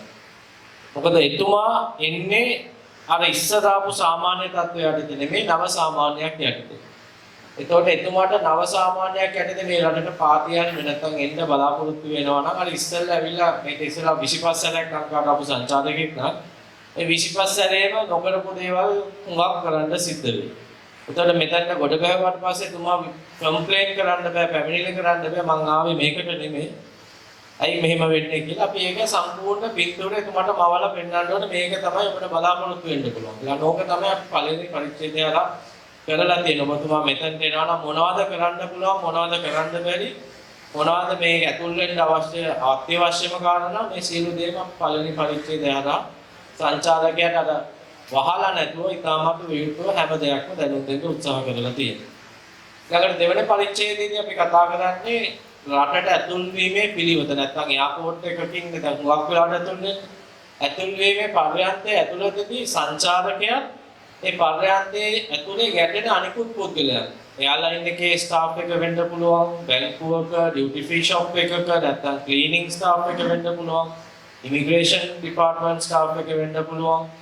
මේ හැම කෙනෙක්ම තමුන්ගේ රස්සාව නැත්නම් වගකීම රාජකාරී ඉෂ්ට කරද්දී අර කාරණා පහ ඇතුළත කොහොමද ක්‍රියාත්මක වෙන්නේ කියන එක පැහැදිලිවම විස්තර කරලා දීලා තියෙනවා දෙවෙනි පරිච්ඡේදයේ. ඊළඟට අපි තුන්වෙනි පරිච්ඡේදයට හැරෙද්දී අපි කතා කරන්නේ airport transfers and travels within the country. රට අභ්‍යන්තරයේ ගමනාගමන සහ ගුවන් තොටුපළේ ඉඳන් එයාපෝට් හොටෙල් එක දක්වා සංචාරකයා රැගෙන යාමේ ක්‍රියාපටිපාටි. මෙතනදී අපි විශේෂ අවධානය යොමු කරලා තියෙන්නේ මේ සඳහා පාවිච්චි කරන වාහන. බස් රථ, වෑන් රථ, කුඩා වෑන් රථ, කාර් මේ හැම වාහනයක්ම කොහොමද ඔය කාරණා පහ ඇතුළ ක්‍රියාත්මක වෙන්නේ කියලා. විශේෂයෙන්ම වැඩිපුර අතපත ගෑවෙන ස්ථාන කොහොමද සැනිටයිස් කරන්න ඕන, ඇතුල් වීමට පෙර මොනවද රියදුරා සහ සහායකයා දැනන් ඉන්න ඕන කරුණු කොහොමද යම් ස්ථානයකට ගිහිල්ලා ඇට්‍රැක්ෂන් එකකට ගිහිල්ලා බහැලා ආයත ඇතුල් වීමට පෙර කරන්න ඕනේ. මේ වගේ මාස්ක් දාගෙන ඉන්නවා නම් බහුදලයක් ගෑවෙන ස්ථානයේ මාස්ක් එක මාරු කරන්න ඕනේ. උණ බලන්න ඕනේ. මේ හැම දෙයක්ම අපි තුන්වෙනි පරිච්ඡේදය හරහා විස්තර කරලා තියෙනවා. ඒක වැඩිපුර අදාළ වෙනවා ඔබතුමාලාට. ওই පරිච්ඡේද 10න් අදාළ වෙන එක පරිච්ඡේදයක් තමයි තුන්වෙනි පරිච්ඡේදය. ලොකු පරිච්ඡේදයක් නෙමෙයි. මම හිතන්නේ පිටු 4මාරක් විතර ඇති. ඊළඟට හතවෙනි පරිච්ඡේදය සම්පූර්ණයෙන්ම අපි වෙන් කරලා තියෙන්නේ නවාතන් පාසුකම් සපයන පුද්ගලයන්ට. ඒක තමයි වැඩිම ප්‍රමාණයක් තියෙන පිටු 78 පිටු 40කට කිට්ටු ප්‍රමාණයක් තියෙන හතරවෙනි පරිච්ඡේදය. මොකද අපි හැම කෙනෙක්ම දන්නවා හෝටලයක් ගත්තොත් විවිධ අංශ තියෙනවා. ස්ටාෆ් ක්වෝටර්ස් ඉඳන් කුස්සිය, කිචන් එක, පැන්ට්‍රි එක, ඩයිනින් ඒරියා, ස්පා එක, ස්විමින් pool එක, ජිම් එක, රිසෙප්ෂන් එක, ලොබි ඒරියාස්, ඕපන් ඒරියාස් මේ හැම අංශයක්ම ආවරණය වන පරිදි අපිට සිද්ධ වුණා ගයිඩ්ලයින් එක ඩෙවලොප් කරන්න. ඉතින් ඒකෙන් තමයි ඒකේ වැඩිම පිටු ප්‍රමාණයක් ආවරණය වෙලා තියෙන්නේ. මෙතනදී සමහර වෙලාවට අපේ කුඩා සේවා සපයන හෝම් ස්ටේ වේවා පොඩි ගෙස්ට් හවුසස් වේවා මතුවෙච්ච විරුද්ධතාවයක් තමයි මුලින්ම මේ ගයිඩ්ලයින් එක හදලා තියෙන්නේ අපිට නෙමෙයි ලොකු හෝටල් ඉලක්ක කරගෙන.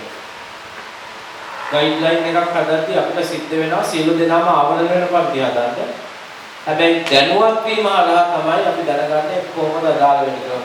මම ඔය කුඩා පරිමාණ මධ්‍යම පරිමාණ සේවා සපයන නවාතන් පහසුකම් සපයන කතා කරද්දී මම කියන සාමාන්‍ය දෙයක් තමයි එතන එහෙම නැහැ අපි රෙස්ටෝරන්ට් නැත්නම් ඩයිනින් ඒරියා කියලා කියද්දී හෝටල් එකක එක ඩයිනින් ඒරියා වෙද්දී ඔබතුමාගේ හෝම් ස්ටේ එකේ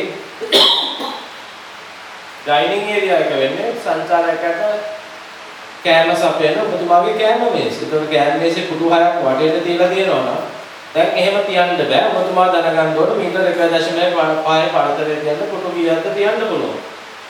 ඕක තමයි දැනුම තමයි වැදගත් වෙන්නේ. නැතුව පිටු ගන්න මේක නෙමෙයි. මම හිතන්නේ විරුද්ධ වෙච්ච පුද්ගලයන්ට අපිට පුළුවන් වුණා වුන් පැහැදිලි කරලා දෙන්න.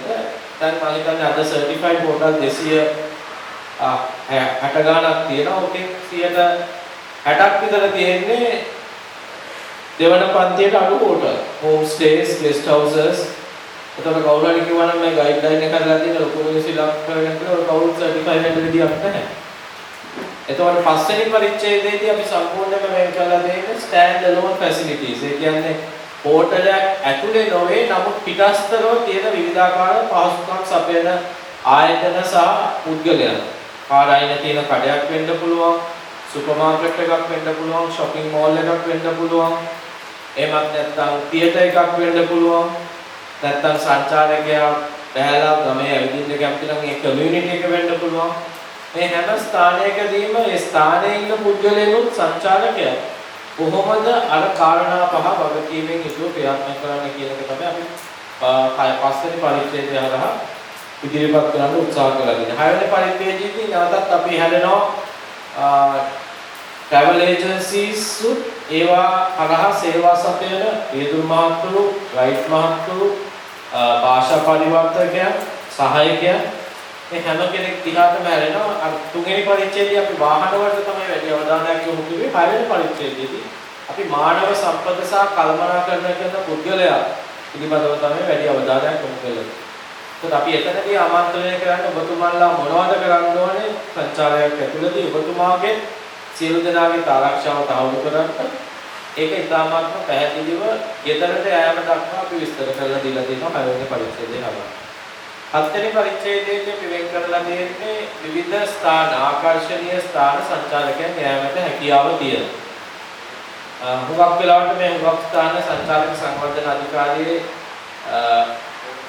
පාලනය යටතේ මේ තියෙන විවිධාකාර රාජ්‍ය සහ පෞද්ගලික අංශවල පාලනය යටතේ උදාහරණයකට අංකය ලොකුම ඇට්‍රැක්ෂන් එකක් වෙන CTD තියෙන්නේ Central Cultural Fund එක. ඒකට අපිට පුළුවන් වුණා මේ හැම කෙනෙක්ම සම්බන්ධ කරගන්න මේ ගයිඩ්ලයින් එක හදාද්දී. නමුත් එතුමන්ලා safe and secure certification process එකේ යනවද නැද්ද කියන එක එතුමන්ලාගේ තීරණයක්. මොකද ඒක අපිට කරන්නත් බැහැ, අපිට ඒකට වියදම දරන්නත් බැහැ. මොකද අපිත් එක්ක සම්බන්ධ වෙච්ච නොච්ච ආයතනයක්. හැබැයි අපි ඉල්ලා හිටියා ඔබතුමාලාට යන්න ඕන නම් අපි ඒකට යම් සපෝට් එකක් දෙන්න පැහැදිලිව කැමතියි කියලා.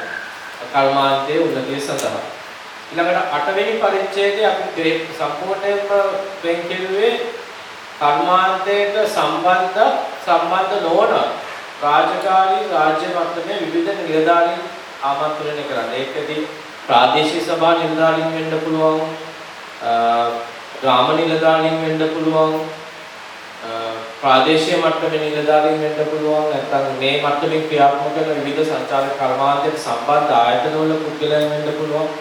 මේ හැම කෙනෙක්ටම අපි ආමන්ත්‍රණය කරලා අපි ඉල්ලා හිටියේ දැන් මේ ප්‍රදේශය ගත්තොත් මේ ප්‍රදේශයේ සංචාරකව සැරිසරනවා නම් අර පුද්ගලයන් ඩිරෙක්ට් කර්මාන්තයට සම්බන්ධ නොවුනත් ඕන්ට වගකීමක් තියෙනවා මේ ප්‍රදේශයේ සාමාන්‍ය ජනතාවගේ ආරක්ෂාව තහවුරු කරගන්න.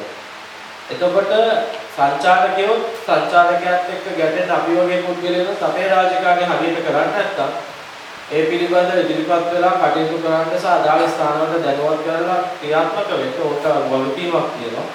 ඒ වගකීම කොහොමද ඕන් ක්‍රියාත්මක කළ යුත්තේ කියන එක තමයි අපි 8 වෙනි පරිච්ඡේදයල පැහැදිලි කරලා දෙන්නේ. ඒක මොකද අපිට ගයිඩ්ලයින් එකක් දෙන්න පුළුවන්, අපිට දැනුවත් වීමක් කරන්න පුළුවන්, අපිට සර්ටිෆිකේට් එකක් දෙන්න පුළුවන්.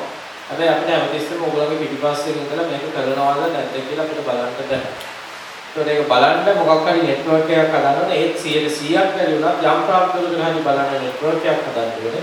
අන්න ඒක තමයි අපි අදේන පරිච්ඡේදය හරහා මේ පුද්ගලයාට දැනුවත් දීලා ඔබතුමාලා හිතනවා නම් වැරද්දක් වෙනවා කියලා කරුණාව කරලා අපිට දැනුම් දෙන්න කියලා අපි අදාළ channels විවෘත කරලා දීලා තියෙනවා. සමයනි පරිච්ඡේදයේදී අපි ওই කාර්යයම බාර දීලා තියෙනවා ත්‍රිවිධ හමුදාවට, ශ්‍රී ලංකා පොලිසියට, සංචාරක පොලිසියට සහ ආයතනවල සේවය කරන රාජ්‍ය සහ පෞද්ගලික අංශයේ security guards නැත්නම් ආරක්ෂක නිලධාරීන්. මොකද හෝටලයක් ගත්තොත් ඕනම හෝටලයක සාමාන්‍ය ආරක්ෂක නිලධාරියෙක් ඉන්නවා. එතකොට එතුමාටත් වගකීමක් තියෙනවා මේ තමුන්ගේ හෝටලේ රාජකාරී කරන හෝටලේ හැම මේක හරියට කරන්නේ නැත්නම් සියලු දෙනාගේම ආරක්ෂාව පිණිස අපිව දැනුවත්. අපි පැහැදිලි කිරීම, ඉල්ලීම දැනුවත් වීම ලබා දීලා තියෙනවා. ඒ කාරණා අපිට යම් දැනුවත් වීම මේ වෙනකොට ලැබෙමින් පවතිනවා, ලැබිලා තියෙනවා. ඒකේ බලාපොරොත්තු පොලිස් ජොබ් එකක් කිරීම නෙමෙයි. නමුත් සියලු දෙනාගේ ආරක්ෂාව සැපීම සඳහා උදව් ගන්න පුළුවන් හැමතැනකින්ම ලබා ගන්න. ආනක අවසාන වශයෙන් 10 වෙනි පරිච්ඡේදයේදී අපි සාකච්ඡා කරන්නේ සංචාරකයන් ලංකාවේ පිටත්ව යෑමේ පර්යාන්තය තුලදී අර ඇතුළත් වීමේ පර්යාන්තය වගේම ඒ ඉතන ගැටෙන පුද්ගලයන් කොහොමද තමගේ රාජකාරිය ඉෂ්ට කරන්නේ කියලා. ඒ ඔය ගයිඩ්ලයින් එක තමයි ඔක කෙටියෙන් මම කිව්වේ. මේ හැම දෙයකින්ම අපි උත්සාහ කරලා තියෙන්නේ මේ වගකීමත් එක්ක අපි ඉදිරියට යන්න. එතකොට මේකත් එක්ක තමයි අපි ඉදිරියටම සම්බන්ධ වෙමින් සෞඛ්‍ය බලධාරීන් එක්ක ඉදිරියට ආවේ මේ කොහොමද ආරම්භ කරන්නේ කියලා. ඊපස්සේ ඔබතුමාලා දන්න විදිහට මම ඉස්සෙල්ලා කිව්ව විදිහට අපිට ඔන්න වෙන්න කියලා දෙද්දි අපිට ආයෙත් පිටිපස්සට යන්න දුන්නා නොහිතපු විදිහට කරන්න දෙයක් නැහැ. ඒක තමයි මේ යෝගී තත්ත්වය හැකියා තත්ත්වය. නමුත් ඊට පස්සේ හදිස්සියෙම පයිලට් ප්‍රොජෙක්ට් එකක් ක්‍රියාත්මක වුණා දෙසැම්බර් මාසේ. ඒක සම්පූර්ණයෙන්ම අපි ඉදිරිපත් කරපු ගයිඩ්ලයින් එක නොවුණත් සෞඛ්‍ය අමාත්‍යාංශයේ මූලිකත්වයෙන් ක්‍රියාත්මක වෙච්ච පයිලට් ප්‍රොජෙක්ට් එකක්. අපි එතනට ඔබ්සර්වර්ස් නැත්නම් නිරීක්ෂකයෝ හැටියට සම්බන්ධ වුණා. අපි එතනින් උත්සාහ කරේ අපි කියපු දේවල් වෙන්න ඇති තැන් අයිඩෙන්ටිෆයි කරගන්න. ඉතින් එතනදී හුඟක් වැරදිච්ච තැන් තිබුණා. හැබැයි අපේ ගයිඩ්ලයින් එකේ අපි වියයුතු කරපු දේවල් හරියි කියලා අපිට පැහැදිලි වෙච්ච තැන් ගොඩක් තියෙනවා. සියලු දේම අපි නිරීක්ෂණ අපි ඉදිරිපත් කළා සෞඛ්‍ය අමාත්‍යාංශයට. ඔවුන්ගේ වෙනම කණ්ඩායමක් හිටියා, ආමියගේ වෙනම කණ්ඩායමක් හිටියා. මේ සියලුම කණ්ඩායම විශේෂ ආමියකයි සෞඛ්‍ය අමාත්‍යාංශයේ මූලිකත්වයෙන් පයිලට් ප්‍රොජෙක්ට් එක ක්‍රියාත්මක වෙද්දී අපේ කණ්ඩායමක් නිරීක්ෂකයෝ හැටියට ඉදිරිපත් කළා. අපේ නිරීක්ෂණ පැහැදිලිවම ඉදිරිපත් කළා. ඒ සියලු පාඩම් ඉගෙන ගැනීම හරහා ජනවාරි මාසයේ පළවෙනි සතිය වෙද්දී සෞඛ්‍ය අමාත්‍යාංශයේ අධ්‍යක්ෂ ජනරාල්තුමා සහ ඒ කණ්ඩායම අපිට දැනුම් දුන්නා හරි ඔබතුමාලාගේ ඉල්ලීමත් ඔබතුමාලා මේ ක්‍රියාත්මක කරපු වැඩපිළිවෙල පිළිබඳව අපිට ලොකු විශ්වාසයක් තියෙනවා. අපි දැන් ලෑස්ති ඒකත් එක්ක ඉදිරියට කර්මාන්තය ආරම්භ කරන්න ජනවාරි 21 වෙනිදා ඉඳන් එන්න මේ දේවල් ඔබතුමාලාගේ ගයිඩ්ලයින් එක වෙනස් වෙන්න ඕන. ඒ වෙනස් වීමත් තරහා අපිට පුළුවන් ජනවාරි 21 වෙනිදා ඉඳන් කර්මාන්තය ආරම්භ කරන්න කියලා සතුටුදායක පණිවිඩය අපිට ලබා දුන්නා. ඉතින් අපිට පොඩි කෙටි කාලයක් තිබුණේ. ඒ කෙටි කාලෙන් අපි ගයිඩ්ලයින් එකේ දෙවන second version එක අපි නිකුත් කළා හරියටම ජනවාරි 21 වෙනිදා. 21 වෙනිදා ආරම්භ කරපු ඒ ගමන දැන් මාස දෙකකට කිට්ටු වෙලා තියෙන අද 17 තව දවස් 4කින් මාස දෙකක් වෙනවා. අපි සෑහෙන ගමනක් ඇවිල්ලා තියෙනවා. කෙටියෙන් පටන් ගන්න පළවෙනි දවසේ 2යි 3යි 4යි 5යි මිනිස්සු ආවේ. නමුත් මේ වෙනකොට දවසකට සාමාන්‍යයෙන් 200කට ආසන්න ප්‍රමාණයක් එනවා. ඒක ඉස්සරත් එක්ක සංසන්දනාත්මක බලද්දී සමාප්ත සමානකට විහිළුවක් වගේ දැනෙන්න පුළුවන්. නමුත් පටන් ගත්තොත් දැන් ඉඳන් ඉදිරියට ආපු මොහොතදී මම කියනවා ඒක තාමත් ස්ටෙඩි ප්‍රෝග්‍රස් එකක් කියලා. ඒක ඕක තමයි මේ ගමනේ ආයේ. නමුත් මේ ගමනේදී අපිට ආයෙත් හැලහැප්පීම් තිබුණ නැත්තේ නැහැ. ඕක තමයි ඇත්ත තත්ත්වය. මොකද අපි ඔය සර්ටිෆයි කරලා අපි ප්‍රොසෙස් එකේ ගෙනහිල්ලා සියලු දේම කරලා ආරම්භ වෙච්ච ගමනේදී අපේ සර්ටිෆයි වෙච්ච මිනිස්සු කෙටි මාර්ග හොයන්න උත්සාහ කළා. right? අපිට අර කියපු channel සඳහා මේවා වාර්තා වුණා. අපිට වාර්තා වෙද්දිම සෞඛ්‍ය අමාත්‍යාංශය කියලා නිලධාරීන්ටත් ඔක සෞඛ්‍ය අමාත්‍යාංශයේ තියෙන network එක ගාලා වාර්තා වෙලා තියෙනවා. එතකොට හරියටම පෙබරවාරි මාසයක් අවසානයේදී පළවෙනි සමාලෝචනයේදී සෞඛ්‍ය අමාත්‍යාංශයෙන් අපිට warning එකක් නැත්නම් අවදානම් නියෝගයක් නිකුත් කරනවා. ඔබතුමාලාගේ සේවා සපයන පුද්ගලයන්, සංචාරකයන් සහ සමහර ආයතන මේකේ වගකීමකින් තොරව ක්‍රියාත්මක වෙනවා කියලා අපිට අපේ ප්‍රාදේශීය සෞඛ්‍ය වේදාලීනලා වාර්තා වෙලා තියෙනවා. ඒක කරුණා කරලා මේ පිළිබඳව ක්‍රියාත්මක වෙන්න නැත්නම් අපිට මේ පිළිබඳව දැඩි ක්‍රියාමාර්ග ගන්න වෙනවා. ඉතින් අපේ සේවා සපයන මාර්ගවල පළවෙනි දවසේ ධම්ම කියන්නේ මේවා අයින් කරලා දෙන්න බැයිද මේවා අයින් කරන්න පුළුවන් කියලා. අයින් කරගන්න පුළුවන් එක ක්‍රමයයි තියෙන්නේ. අපිට අර ඉස්සෙල්ලා කිව්වා වගේ අපි මෙතනට ආවේ සෑහෙන ප්ලෑන් එකක් ගොඩනගලා උන්ගේ විශ්වාසය බිල් කරලා. ඒ විශ්වාසය එක්ක තමයි අපි ආරම්භ කරේ. ඒ විශ්වාසය තව තවත් වර්ධනය කරමින් යම් සීමාවන් ලීල් කරගන්න ඇර වෙන ක්‍රියාමාර්ගයක් නැහැ. කොවිඩ් ලෝකෙන් තුරන් වෙන්නේ නැත්තම්. right? ඉතින් ඕක තමයි යථාර්ථය. එතකොට අපි අර එතුමන්ලා අපිට දීපු දැනුම් දීම නැත්තම් වෝර්නින් එක බොරුවක් නෙමෙයි කියන එකට මටත් සාක්ෂි තිබුණා. මොකද මම අර කිව්වා වගේ අපි සම්බන්ධ වෙච්ච channels හරහා අපිට වාර්තා වෙලා තිබුණා අපේ සේවා සපයන මාතෘ පින්තූරත් එක්ක කොහොමද මේක හරියට ක්‍රියාත්මක කරන්නේ කියලා. ඉතින් අපිට සිද්ධ වුණා අපි මුලින්දම කිව්වේ සර්ටිෆිකේෂන් එක ගත්තයි කියලා සමු වගකීමකින් තොරව හැසිරෙනවා නම් ගන්න පුළුවන් දැඩිම ක්‍රියාමාර්ග ගන්න අපි කොයිම වෙලේකවත් දෙපාරක් හිතන්නේ නැහැ. මොකද ඒක කාටවත් එක තියෙන තරහට නෙමෙයි. මේ කර්මාන්තයේ මත යැපෙන ලක්ෂ 3කට ඩිරෙක්ට්ලි ඍජුව යැපෙන ලක්ෂ 3කට ආසන්න ජනතාවගේ සුභ සිද්ධිය සඳහා දෙක් කරන්න සිද්ධ වෙනවා. ඉතින් මේ වෙනකොට කර්මාන්තය ආරම්භ කළ වැඩිම බුකින්ග්ස් තිබුණු හෝටලයක් අපි සස්පෙන්ඩ් කරලා තියෙනවා. තව හෝටල් දෙකකට අපි ලාස්ට් වෝර්නින් එකතු කරලා තියෙනවා. තව ට්‍රැවල් ඒජන්සිස් 3කට ලාස්ට් වෝර්නින් එකතු කරලා තියෙනවා. තවත් පරීක්ෂණ කීපයක් මේ වෙනකොට පැවැත්වෙනවා. අද එනකොට තවත් දෙයක් වාර්තා වුණා. හැබැයි මේක තමයි අවාසනාවන්ත තත්ත්වය. අපි මේ ඉන්නේ මේ පොලිස් රස්සාව කරන්න නෙමෙයි. මේක අපේ කාලේ නාස්ති කිරීමේ වැඩක්. සමුන් වගකීමකින් තොරව ක්‍රියාත්මක වෙනවා කියන්නේ අපි වෙන කටයුත්තකට යෙදිය හැකි කාලය අපේ අනවශ්‍ය දෙයකට යෙදෙනවා කියන එක. right?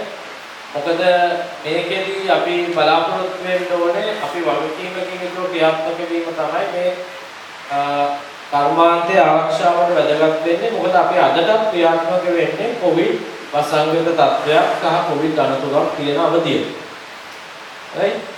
ඉතින් මේකින්ද තමයි මේ සියලු දේම අපි ඉතාමත්ම වගකීමෙන් ක්‍රියාත්මක කිරීම වැදගත් වෙන්නේ. ඔබතුමාලා දන්න විදිහට සංචාරකයෙක් ලංකාවට ආපුවම දැන් ක්‍රියාත්මක වෙන ක්‍රම දෙකක් තියෙනවා. දේශීය පුද්ගලයෙක් නම් අර පිටරට රැකියාවකට හෝ අධ්‍යාපන කටයුත්තකට ගිය පුද්ගලයෙක් ලංකාවට එනවා නම් එතුමා එක්කෝ ආණ්ඩුවේ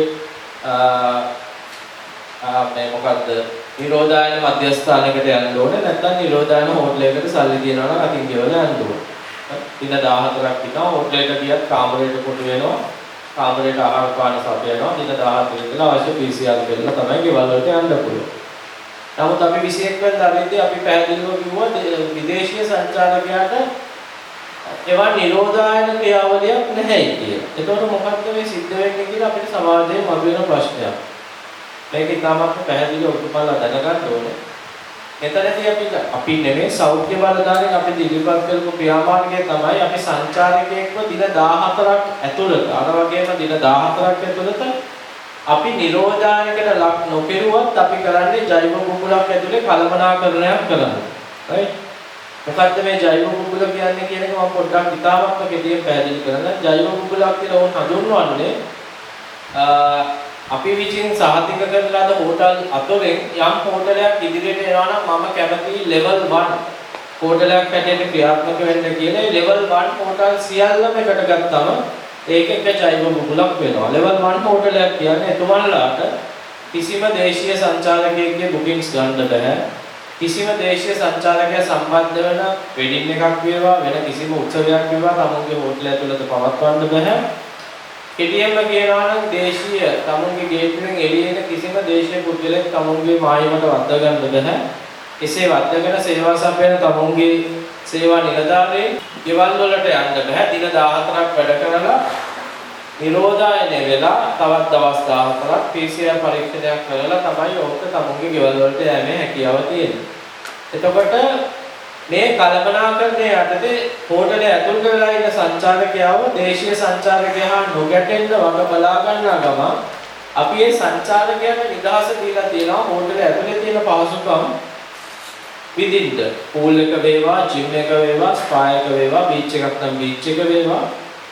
ඒවා පහසුකම් අත්විඳින්න පුළුවන්. නමුත් ඒකත් සිද්ධ වෙන්නේ යම් කළමනාකරණයකට යටත්. උදාහරණයක් ඇටියට එකම හෝටලේ ඉන්න පුළුවන්. ඊයේ ෆ්ලයිට් එකේ ආපු කොට්ටාශයකුත්, අද ෆ්ලයිට් එකේ ආපු කොට්ටාශයකුත්, අද රෑ ෆ්ලයිට් එකේ එන කොට්ටාශයකුත්. එතකොට සෞඛ්‍ය මත යනෝ කොට්ටාශ තුනම එකම ජෛව බුබුල ඇතුලේ හිටියට කොට්ටාශ තුනෙන්නේ විවිධාකාර වූ සංචාරක බුබුලු තුනක් ඇතුලේ. නැත්නම් ටුව බබල්ස් තුනක් ඇතුලේ. එතකොට මේ ටුව බබල්ස් එකට මිශ්‍ර කිරීමේ හැකියාවක් අපිට නැහැ. එතකොට ඔබතුමාලා දෙන්න ඊයේ ආවනම් මේ පැත්තෙන් ආය අද උදේ ආවනම් අපිට කියන්න බෑ පූල් එක පාවිච්චි කරද්දී ඕගලන්ට ඕනලා කියලා බෑලා පාවිච්චි කරන්න පුළුවන් කියලා. ඒක කලබනාකරණය කිරීමේ වගකීම තියෙන හෝටලෙට. එතකොට ඔබතුමාලාට ටයිම් පීරියඩ් එකක් වෙන් කරලා දෙනවා. පූල් එක පාවිච්චි කරන්න අවශ්‍ය නම් අන්න 8 ඉඳන් 10ට ඔබතුමාලාට පාවිච්චි කරන්න පුළුවන්. ඔබතුමාලාට පුළුවන් මේ 10 ඉඳන් 12ට. හරි? අපි උදාහරණයක් කියන්නේ. එතකොට ඒ සියලුම ওই පහසුකම් යම් කලබනාකරණයකට යටත්ව තමයි ඕන්ට විඳින්නේ පහසුකම් සපයලා තියෙන්නේ. එතකොට මේ සියලු දේ මහරහා අපි කරන්නේ අර සංචාරක බුබුලු මිශ්‍ර වීමක් නොකරන අතර දේශීය සංචාරකයත් එක්ක ගැටෙන්න තියෙන අවස්ථාවක් නැති කරලා තියෙන අතර සංචාරකයව දැඩි නිරෝධායනයකට ලක් වෙලා නැහැ. නමුත් කලබනාකරණය කරන පාලනයක් යටතේ ජෛව බුබුලු ඇතුලේ උන්ට නිදහස දීලා තියෙනවා යම් තාක් දුරකට. ඒ වගේම ඔය දින 14 ඇතුළත අපි කියලා තියෙනවා යම් යම් ආකර්ෂණීය ස්ථාන ගන්න උන්ට යන්න පුළුවන් කියලා. මොනවද මේ ආකර්ෂණීය ස්ථාන? අපේ වෙබ්සයිට් එකේ විදිහට බලා ගන්න පුළුවන්. දැන් 17ක් විතර තියෙනවා. ඒ 17 ඉබේ පහළ වෙච්ච ඒවා නෙමෙයි. මොකද මම කිව්වා වගේ ආකර්ෂණීය ස්ථාන උගක් කොහොමයක් අපේ පාලනය යටතේ නෙමෙයි තියෙන්නේ. එතකොට මේ ආකර්ෂණීය ස්ථාන උදාහරණයකට සීගිරිය කියලා ගියොත් අපිට සිද්ධ වුණා CCF කියන ආයතනයත් එක්ක සාකච්ඡා කරලා ඔබතුමන්ලාට ජෛව බුබුල ඇතුලේ දේශීය සංචාරකයන් විදේශීය සංචාරකයන් නොගැටෙන විදිහට මේ කර්තව්‍ය කරන්න පුළුවන් කියලා අහන්නේ. එතකොට එතුමන්ලා ඒ පිළිබඳ වැඩපිළිවෙලක් අපිට සම්බන්ධ වෙන්න බෑ. එතුමන්ලා ඒක පාලනය කරන හින්දා එතුමන්ලා ඉදිරියට ඇවිල්ලා ඕ යම් වැඩපිළිවෙලක් සකස් කරලා ඒකට අදාළ සෞඛ්‍ය බලධාරීන්ගේ අනුමැතිය අරන් අපිට ඒ අනුමැතියත් එක්ක අපිට කිව්වම අපිට මේක තියෙනවා අපිට මේක ක්‍රියාත්මක කරන්න පුළුවන් කියලා අපි ඒ වන් ස්ථාන අනුමත කරන ස්ථාන හැටියට පිළිඅරන් එවන් ස්ථාන වලට දින 14 ඇතුලේ ජෛව බුබුල ඇතුලේ යන්න අවස්ථාව ලබා දීලා තියෙනවා. එතකොට අර ඉස්සර වගේ සීගිරිය කිව්වොත් ඕනම දවසක ඕනම වෙලාවක අපිට යන්න බෑ කඩාගෙන සීගිරිය. අර ජෛව බුබුල ඇතුලේ ක්‍රියාත්මක වෙන හින්දා ඒ අදාළ ආයතනය අපිට දීලා තියෙනවා සංචාරකෙක් විදේශීය සංචාරකෙක් කෙනාගෙන මෙන්න මේ දවස් නැත්තම් මෙන්න මේ වෙලාවල් දේශීය සංචාරකෙක් කෙනාගෙන මෙන්න මේ වෙලාවට. එතකොට කොයිම මොහොතවත් ඔය දෙකොල්ල එක වෙලාවක නොඉඳින්න වග බලා ගැනීම වගකීම තුමන්ලා අරන් තියෙනවා. එතකොට ඔන්න ඕක ඇතුලේදී තමයි ඔය සංචාරක ආකර්ෂක ස්ථාන ආරම්භන්නත් උන්ට හැකියාව දීලා තියෙන්නේ. ඒ සියලු දේම අපි කරන්නේ ජෛව බුබුල ඇතුලේ ඉඳන් ජෛව බුබුල නොබිඳෙන ආකාරයට.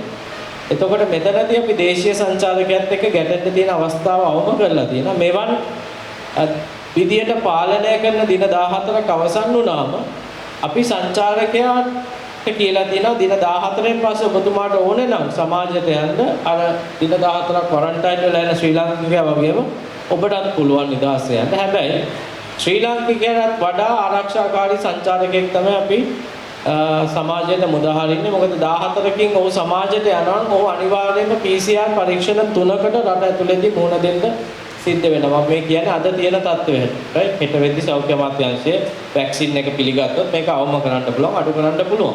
right? නමුත් අපි සමහර වෙලාවට කලබල වෙනවා පත්තරවල විවිධාකාර නිවුස් යනවා. කිසි නිවුස් එකක් පිළිගන්න එපා. අපිට සෞඛ්‍ය බලධාරී ලිඛිතව දෙන එක හරහා තමයි සංචාරක කර්මාන්තය ඉදිරියට යන්න සිද්ධ වෙන්නේ. එතකොට PCR පරීක්ෂණ 3ක් රට ඇතුළතදී කරලා ඉස්සෙල්ලාම පෝට්ලේට ඇතුල් වෙන්න ඉස්සෙල්ලා ඊට පස්සේ දින 5යි 7යි ඇතුළත ඊට පස්සේ දින 10යි 12යි ඇතුළත මේ පරීක්ෂණ 3ම නෙගටිව් වුණොත් පමණයි අපි වන් සංචාරකෙක් සමාජයට මුදා හරින්නේ. එතකොට ඊට අමතරව ඕනම සංචාරකෙක් කමුන් රට මේ ලංකාවට එන්න ෆ්ලයිට් එකට නගින්න පැය 96කට ඉස්සෙල්ලා නෙගටිව් PCR පරීක්ෂණයක් ඉදිරිපත් කළ යුතුයි. එතකොට කෙටියෙන් කියනවා නම් අපි මේ සමාජයට මුදා හරින සංචාරකයා දින 16ක් වගේ කාලයක් ඇතුළත PCR පරීක්ෂණ 4ක් කරලා 4ම නෙගටිව් වෙච්ච සංචාරකයෙක් තමයි අපි සමාජයට යන්න අවසර දෙන්නේ. එවන් සංචාරකයෙක් සෞඛ්‍ය මත යනෝ කොවිඩ් රෝගියෙක් වීමේ අවදානම 0.0 0.01කටත් වඩා අවමයි. හැබැයි සමාජයෙන් ඔයයි මමයි මේවන් දැඩි පරීක්ෂණ ක්‍රියාවලියට භාජනය වෙච්ච පුද්ගලයෝ නෙමෙයි. එතකොට පැහැදිලි ඔබතුමා සමාජයේ දකින සංචාරකයෙක් නම් අපේ ඔතොරයිස් කරලා තියෙන සංචාරකයෙක් නම් එතුමා අපි කිසිම කෙනෙක්ට වැඩිය ආරක්ෂාකාරී. නෝක තමයි කෙටි පැහැදිලි කිරීම. ඇයි ලාංකිකයෙක් සමාජයට අරින්නේ නැත්තේ? සංචාරකයටයි මෙච්චර නිදහසක් දීලා තියෙන එක. ලාංකිකයෙක් අපි කෙලින්ම එයාපෝට් එකෙන් යන්න කිව්වොත් එතුමා කෙලින්ම යන්නේ සමාජයට. නමුත් මේ සංචාරකයව අපි සමාජයට දින 14 ඇතුළත කොයිම වෙලාවකත් විවෘත කරන්න උත්සාහ කරලා නැහැ. පාලනය කරලා නිදහස් කරන්නේ සහතිකය අපිට ලැබුණම පමණයි.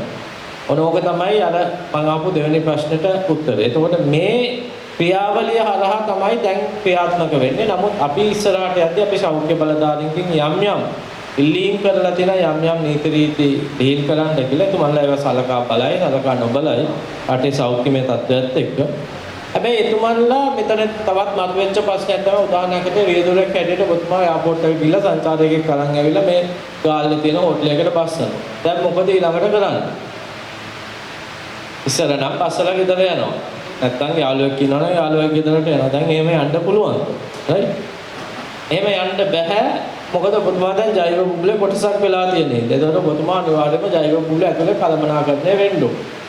යොතනදී විවිධාකාර ප්‍රශ්න මතුවෙනවා. සමාන හෝටල් එහෙම නවතන් දෙන්න පහසු ගන්න නැත්නම් දෙද්දි එක පොඩ දානවා. ඉතින් ඕකට නිදහසට ඕකට තවත් ප්‍රතිකර්මයක් වශයෙන් සෞඛ්‍ය බලධාරීන් කියලා තියෙනවා. ඕනම පුද්ගලයෙක් සම්පූර්ණ PPE කිට් එක කියන්නේ මේක හරියටම පැහැදිලි කරගන්න ෆේස් මාස්ක් එක, වයිසර් එක, ග්ලව්ස්, සපත්තු කවර් වෙන කවර්ස් සහ අර හැස්බැට් කිට් එක අර ඔපරේට් කරන්න වගේ මුළු ඇඟම වැහෙන්න රේන් කෝට් එක වගේ දාන්නේ. ඔය ඇඳුමෙන් සැරසී ඉන්න පුද්ගලයේ සංචාරකයත් එක්ක ගමනාගමනයේ යෙදුනත් ඔහු ජෛව බුබුල ඇතුළට එන්නේ නැහැ කියන මතය තමයි සෞඛ්‍ය බලධාරීන් කියලා තියෙන්නේ. ඒකට ඔබතුමන්ලා එවන් ඇඳුම් කට්ටලයකින් සැරසීගෙන සේවාව සපයනවා නම් සංචාරකයව හෝටලයට බස්සලා හෝටලෙන් එළියට ඇවිල්ලා ආරක්ෂාකාරී මේ ඇඳුම ගලවලා ඔබතුමන්ලාට හැකි තැනකට සමාජයේ යන්න හැකියාව තියෙනවා. හැබැයි දැන් ඊළඟට ආයෙත් තව ටුවර් එකක් ගන්න තියෙනවා නම් හෙට උදේට ඔබතුමා ඒක ගලවලා කෙලින්ම කාර් එකේ දාගෙන එයාපෝට් එකට ගිහලා ආයෙත් ඒක ඇඳගෙන යන්න බෑ. මොකද දැන් ටුවර් බබල්ස් දෙකක් හැන්ඩල් කරන්න හදන එකක් වස්සලා ගියා. ඒතර පළවෙනි බබල් එකේ ඔබතුමාගේ විෂ බීජ ඇවිල්ලා තියෙනවා නම් ඔබතුමා දෙවෙනි බබල් එකට විෂ බීජ දීමේ හැකියාවක් තියෙනවා. ඒතර ඔබතුමාට එක්කෝ ඒවන් කිට්ස් දෙකක් තියෙන්න ඕනේ ඒක කරනවා නම් නැත්නම් දෙවෙනි පාර ඇදීමට පෙර ඒක විෂ බීජ හදනකට ලක් කරගන්න ඕනේ. ඔය දෙක තමයි මම හිතන්නේ දැනුම කියන එක වැදගත් වෙන්නේ. ඉතින් ඕක තමයි මම හිතන්නේ සෞඛ්‍ය බලධාරීන් අපිට දීලා තියෙන ඕක උගලන් නිකන් දීලත් නැහැ. ඒගොල්ලන් ඒකට ඔප්පු කරන්න දීපු හොඳම සාක්ෂිය තමයි IDH රෝහලේ ડોક્ટર පාලවින වෛද්‍යවරයාත් අපිත් එක්ක වැඩ කරපු කණ්ඩායමේ හිටපු ප්‍රබල සමාජිකයෙක්. එතුමා දෙකෙන් සංචාරක කර්මාන්තයේ ආරම්භ කළ යුතුයි කියන මතය හිටපු එක්තරා වෛද්‍යවරයෙක් තමයි එතුමා තවත් කලගුණ ස්තුතිවන්ත වෙන්න ඕනේ. එතුමා අපි වෙනුවෙන් කතා කරපු මොකක් සෞඛ්‍යමය පැත්තේ. එතුමා හැමතිස්සෙම කිව්වේ දේ තමයි මේක මිනිස්සු හරියට හරි දේ කරනවා නම් මේක කිසිම රිස්ක් එකක් නැහැ. එතුමා කිව්වේ මගේ ස්ටාෆ් එක දැන් අවුරුද්දක් තිස්සේ මෙතන වැඩ කරනවා. අපි හැමදාම ගෙදරත් යනවා. හැබැයි අපි හරියටම අර PPE කිට් එක සම්පූර්ණයෙන් ඇඳගෙන තමයි ඉන්නේ. අපේ ස්ටාෆ් එකේ ඒක සම්පූර්ණ දැනුම ලබා දීලා තියෙනවා. අදටම අපේ ස්ටාෆ් එකේ දොස්තරලා හෝ නර්ස් මාර්ක්මින් හෝ අටෙන්ඩන්ට්ලා හෝ මේ කිසිම ස්ටාෆ් එකේ පුද්ගලයෙක්ට කොවිඩ් රෝගී තත්ත්වයේ වතුනේ නැහැ. කෙනෙක් විතරයි වතුනේ. නමුත් ඒක මෙතනින් නෙමෙයි තුමෝ එතුමියගේ ගමේ පළාතෙන් තමයි රෝගී තත්ත්වයේ වතුවෙලා. ඒතකොට එතුමා දිගින් දිගටම කිව්වේ දේ තමයි අපි හරියට PPE ඇඳන් ක්‍රියාත්මක වෙනවා නම් අපිට වෛරසයේ බලපෑමක් නැහැ. ඉතින් ඕක තමයි මම හිතන්නේ අපි දැනුම ක්‍රියාත්මක කිරීමේදී අපි කොහොමද ඒක ඇප්ලයි කරන්නේ අපි කොහොමද ඒක ක්‍රියාත්මක කරන්නේ කියන එක තමයි මෙවන් දැනුවත් වීමේ වැඩසටහනක් කරලා අපි ලබා දෙන්න උත්සාහ කරන්නේ. මොකද ගයිඩ්ලයින් එකකින් නැත්නම් මාර්ගෝපදේශයකින් අපිට 100% ඔබතුමාලා ගමනාගමනයේ යෙදෙද්දී මුහුණ දෙන හැම අවස්ථාවකම ආවරණය කරන්න බෑ. හැබැයි ඔබතුමාලා දැනුම මේ කාරණා පහත් එක්ක සම්බන්ධ වෙච්ච දැනුම හරියට ෆවුන්ඩේෂන් එකක් නැත්නම් අත්තිවාරමක් ලබාගත්තොත් ඒ අත්තිවාරම මත ප්‍රමුඛ මොහොන දෙන්න පුළුවන් ඕනම සිද්ධියකට උත්තර ඔබතුමාලාට හොයන්න හැකියාව තියෙනවා. මොකද අපි කියන්නේ ජෛව කුල කියන සංකල්පය නොබිදෙන විදිහට ක්‍රියාත්මක ඔක්කොදී උදාහරණයක් කියනවා. දැන් අපි කියනවා ඔබතුමා මෙතන ඉඳන් සංචාලකයෙක් කරන් ගිහින් ඕලෙලිය උඩේකට වසන්න තියෙනවා. right? පැය 6-7ක ගමනක්. right? හැබැයි අපේ නීති රීති සහ රෝගයක් මගනවත්තන්නත් බැහැ. right? සියලුම අවශ්‍ය දේවල් අරන් සංචාලකයාට දෙනවා වැඩි වතුර බොන්න එපා টয়ලට් යන්න වෙයි අපි මන්ට යන්න උත්සාහ කරනවා ඔවත් ඇස්මට් ටිප් එකක් දාගෙන සම්පූර්ණයෙන් දාගෙන ජෛවෝප්ලේට් ටිප් වෙනා යනවා මගක් හරියට බලාපොරොත්තු නොවෙච්ච විදිහට ශරීර අවශ්‍යතාවයක් මතුවෙනවා දැන් මොකද කරන්නේ right මෙතනින් තමයි ඔබතුමාගේ දැනුම කියන්නේ ඔබතුමාට කරන්න පුළුවන් හොඳම දේ තමයි මේ මොකද නොකර යන එක නෙමෙයි right ඔබතුමාගේ ඇස්මට් කිට් එක තියෙනවා ඉස්සෙල්ලාම ගිහිල්ලා ආරක්ෂාකාරී වැඩි දේශීය සංචාරකව ඉන්දුවට ඉන්න ස්ථානයක් වඩාත් හොඳ එහෙම නැත්නම් ඉතාමත් මවුම් ඉන්න ස්ථානයක් කියලා වාහනේ නවත්තන සංචාරකයන්ට බහින් දෙපවම පොඩ්ඩක් ඉන්න කියලා ඔබතුමාගේ සම්පූර්ණ ඇඳුමත් එක්ක බැලලා ගිහිල්ලා අදාළ ආයතනයේ කළමනාකාරීත්වයට ප්‍රදාන කරනවා. එතකොට ඔබතුමා දැන් මේ විෂ බීජයක් අරන් යන්න සම්බන්ධ වෙලා නැහැ. right? ගිහිල්ලා එතන අදාළ පස්තුක සකස් කරලා දේශීය සංචාරකව පොඩ්ඩක් එමේ කරලා පාර හදලා දෙන්න පුළුවන් නම් ටක් ගාලා ඔබතුමාගේ ආරක්ෂාව යද්දී වර්ගීකරණය ඔබට අවශ්‍ය ස්ථාන දෙන්නේ ඒ වැඩ අවශ්‍ය කෙරුවට පස්සේ ටක් ගාලා එතන ආයෙත් ඒ බොණ්ඩ වතුර බොණ්ඩ නෙමෙයි ඒවා බෑ මොකද දැන් අපි කරන්නේ සාමාන්‍ය කරන දැන් දැන් මේ මිනිස්සේ මට උදව් කරනවා මේ මිනිස්සෙට 30ක් කරවා ගන්න දාස් එහෙම බෑ right එතකොට ටක් ගාලා සංචාරකයා වාහනනා කළා ඔබතුමාට ඒකට යම් ගාණක් දෙන්න ඕන නම් කැමැත්තෙන් දෙන එක වෙන දෙයක් නමුත් එතන භාණ්ඩ සේවා පරිහරණය කරන්න උත්සාහ කරනවා. මොකද ඒක ආරක්ෂිත ස්ථානයක් නෙමෙයි අවශ්‍යතාවයට ආරක්ෂාව හදාගෙන ගිය ස්ථානයක්. ඒතකොට මේ සියලු පරමාර්ථ අරහා අපි කරන්නේ ජෛව භූගෝල ඇතුලේ සංකල්පය නොබිදෙන විදිහට අර දේශීය සංචාරකයන්ට එක්ක නොගැටෙන විදිහට මේක ක්‍රියාත්මක වෙනවා. නමුත් අවාසනාවන්තකම කියන්නේ අපි සමාජයට මේ අවස්ථා දීපුවම අපි මේකෙන් අවස්ථාවේ ප්‍රයෝජන ගන්න මිනිස්සු නොකළ යුතු දේවල් ක්‍රියාත්මක කරන්න උත්සාහ කරනවා. අපි මේ වෙනකොට ලංකාවේ පුද්ගලයෙක් නමුත් විදේශීය රටක පුරවැසි භාවය දාලා පාස්පෝර්ට් එකක් තියන පුද්ගලයෙක් ටූරිස්ට් වීසා එකෙන් ලංකාවේ ඇවිල්ලා ඉන්නේ. නොහිතු විදිහට එතුමාගේ තාත්තා හරි අම්මා හරි අන්තරා වුණා මන්නාලමේ. එතුමා කියන්නේ පිටිකාඩු වෙන්තොට පැත්තේ හොටලේ. අපිට ඉතාමත් සංවේදීව අඬමින් ඉල්ලීමක් කරුවා මට ආවේ තාත්තා බල අවුරුදු ගානකින් බලන්න මට මේකට යන්න පුළුවන්ද අපේ මගේ පළවෙනි රියැක්ෂන් එක තමයි අපේ ගයිඩ්ලයින් එකේ මෙහෙම යන්න බෑ මොනවද කරන්න පුළුවන් කියලා උත්සාහ කරලා බලන්න හැබැයි යන්න දෙන්න පුළුවන් කියලා හිතාගන්න එපා හැබැයි උත්සාහ කරලා බලන්න අපි ඊට පස්සේ අපිට එළුවේ ආදාළ සෞඛ්‍ය අමාත්‍යාංශයට කතා කරලා සෞඛ්‍ය අමාත්‍යාංශයෙන් අපිට කිව්වා ඔබතුමාලාට ජෛව භූගෝල ඇතුලේ මේක මැනේජ් කරන්න පුළුවන් නම් අපිට සලකලා බලන්න පුළුවන්. ඒක ජෛව භූගෝල ඇතුලේ කොහොමද මැනේජ් කරන්නේ කියන්නේ කියලා අපිට දුන්න උපදේශය තමයි එතුමා යන වෙලාවේ මේ බලන ගෙදරින් සියලුම දේශීය පුද්ගලයන් අයින් කරන්න ඕනේ. එතකොට එතුමාට කියලා පැයක් ඉන්න පුළුවන්. පවුලේ කිසි කෙනෙක් ඉන්න බෑ. එතුමාගේ තාත්තා මැරිලා තියෙන අම්මාට ඉන්න පුළුවන්. ඊටත් දෙකක අරතරයක් තියාගෙන එතුමා සම්පූර්ණ ෆුල් PPE එක ඇදලා යන්න ඕනේ. අතරමඟදී කොහෙවත් නවත්තන්න බෑ. ලොකු ජර්නි එකක් වුණාට පැය 7ක ජර්නි එකක් වුණාට ඒ වගේම මේක හරියටම වෙනවද කියලා බලන්න ඕගොල්ලන්ගේ ටූරිස්ට් පොලිස් එක්කෙනෙක් මේ වාහනයත් එක්ක එස්කෝට් කරගෙන යන්න ඕනේ. ටූරිස්ට් පොලිස් එක්කෙනාට සංචාරක යන වාහනේ යන්න බෑ. ඒක තව වෙනම වාහනයක් වෙන්න ඕනේ. එතුමාත් ෆුල් PPE එකෙන් යන්න ඕනේ. එතුමාලගේ මේ ගමන පැය 6යි 12ක් විතර යන්න තියෙන ගමනට අවශ්‍ය ආහාර පාන කෙටි ආහාර පාන හොටෙල්ස් අපේලා දෙන්න ඕනේ. ඊට පස්සේ මේ සියලුම අමතක ආදායමක් යනවා කවුද ගෙවන්නේ කියලා ඔබතුමාලා තීරණය කරනවා. මේ සියලු දේවල් ඔබතුමාලාට පැහැදිලිව කරන්න පුළුවන් කියලා හිතනවා නම් අපිට අවසරය දෙන්න පුළුවන්. ඊට පස්සේ අපි අවසරය ගත්තා මේක මේ විදිහටම කෙරුවා. අපි එතුමා වයින්දේ රාත්‍රී ආහාරයක් අරගෙන ඊට පස්සේ টয়ලට් යනවා නම් টয়ලට් උත් යන්න කියලා දැන් අපිට විතර අපි පිටත් වුණා මේ පාන්දර 4ට විතර වෙද්දි වයින්දේ ෆියුවල් හවුස් එක දීලා ඒ වෙලාව සාමාන්‍ය මිනිස්සු අඩු වෙලා ආවා. ඒතකොට දේශීය පුද්ගලයන් කළමනාකරණය කරන පාසු නමුත් අපි ඒ අදාළ ප්‍රදේශයේ මොයිස් මහත්තයාට ගිහිල්ලා මෙතුමාලා ඉන්දිස්සල එක දේශීය පුද්ගලයන් නැහැ කියන එක පාවුල කරලා තිබුණා. ඉතින් මේක ලොකු වැඩ කොටසක්. මේක ගයිඩ්ලයින් එකේ බොහොමත් තියෙන කොටසකුත් නෙමෙයි. අපි ගයිඩ්ලයින් එකක් හදද්දී ඊනකින්වත් හිතපු අවස්ථාවකුත් නෙමෙයි. නමුත් අපිට මේ වගේ දේවල් මැනේජ් කරන්න සිද්ධ වුණා. ඉතින් ඕක තමයි මම හිතන්නේ දැනුම කොහොමද අපි ක්‍රියාත්මක කරන්නේ කියන එක තමයි මේ දැනුම පාරාට ලබා දෙන්න උත්සාහ කරන්නේ. මොකද මම මේ කියපු උදාහරණ වලින් කවර් නොවන වෙනම අවස්ථාවක් උතුමා සංචාරකයෙක් එක්ක යද්දී එන්න පුළුවන්. right? නමුත් ඒක කොහොමද මැනේජ් කරන්නේ කියන එක ඉතාමත්ම විමසිලිමත්ව කල්පනාකාරීව කරන්න සිද්ධ වෙනවා. ඔබතුමාලා ඒ කාර්යය කෙරුවේ නැත්නම් කර්මාන්තයේ සියලු දෙනාගේ දහමත පිණිස අපිට ගන්න පුළුවන් ඉහළම ක්‍රියාමාර්ග අපිට ගන්න සිද්ධ වෙනවා. අපි හරි දේ කතා කරන්න ගියම අපි විවේචනය වෙච්ච තැන් ඔබතුමාලා දකින්න ඇති පසුගිය පාරාවදී.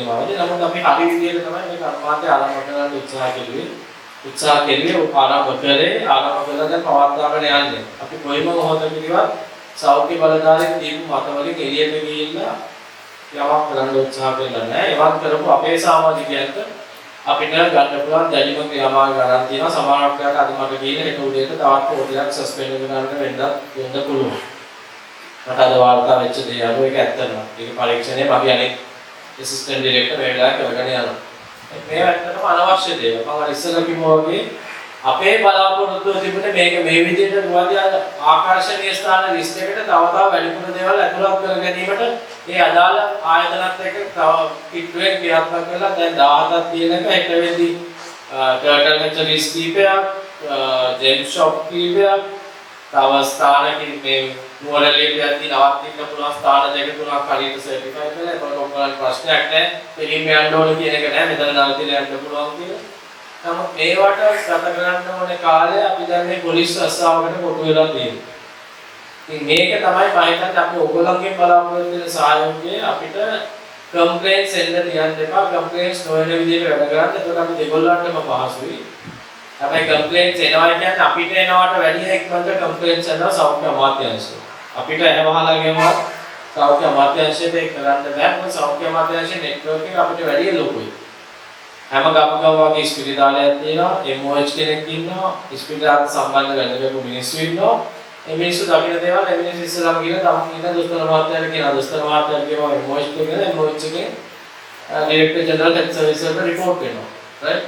ඒවා සමහරවිට concrete information නොවුනත් ඒ රිපෝට් වල ආහා තමයි සෞඛ්‍ය බලධාරීන් යම් තීරණ ගන්න. ඉතින් ඒක අවම කරන තාක්කල් අපිට ලිහිල් වීම බලාපොරොත්තු වෙන්න බෑ.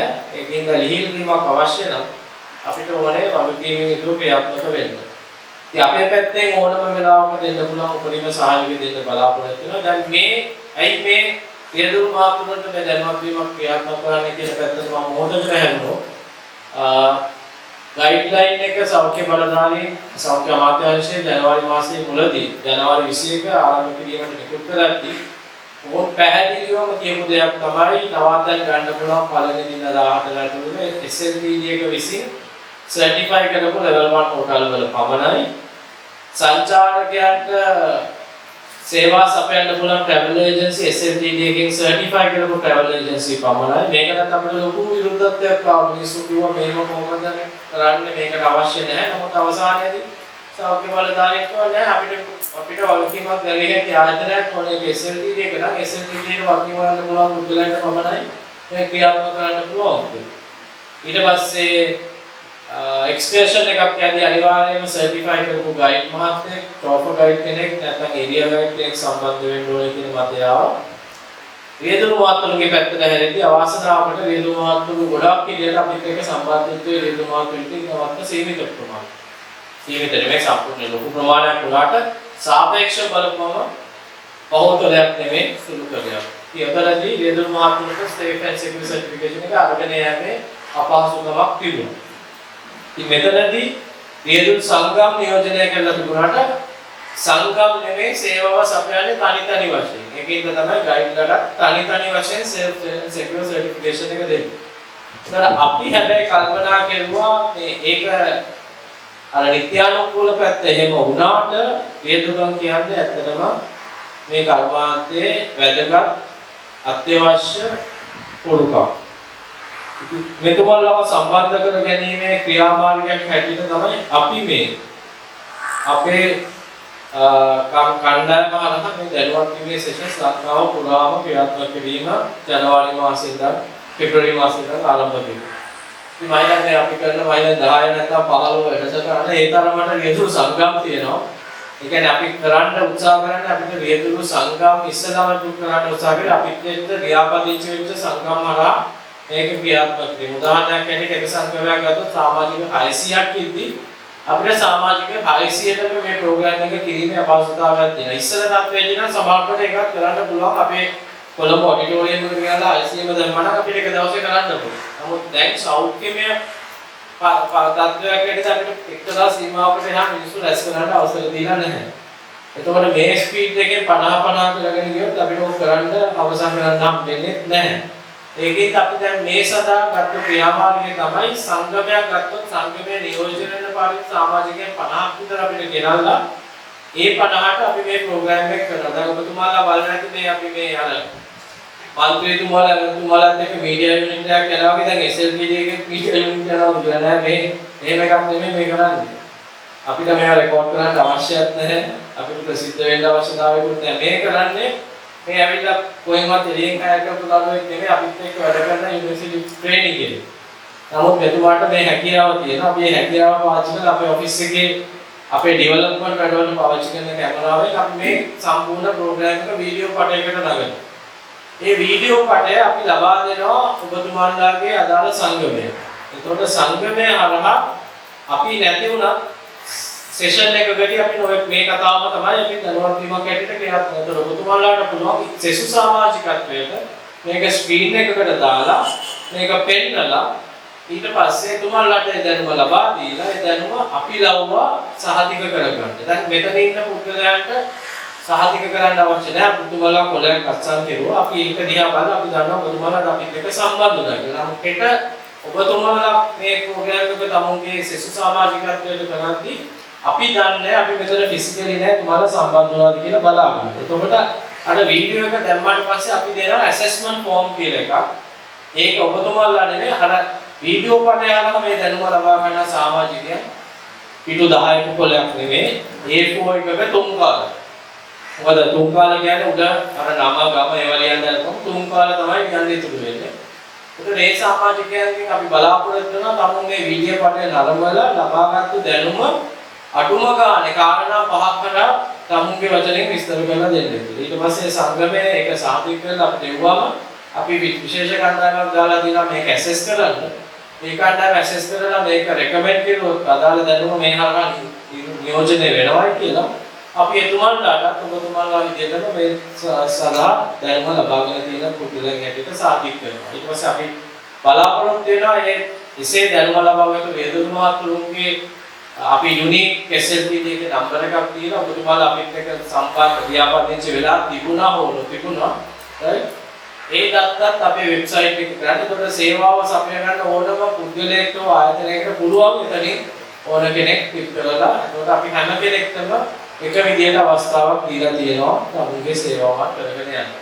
ඒක තමයි මම සම්පූර්ණ ක්‍රියාදාමය අලහ අපි ක්‍රියාත්මක කරන්න සහ ක්‍රියාත්මක කරමින් පවතින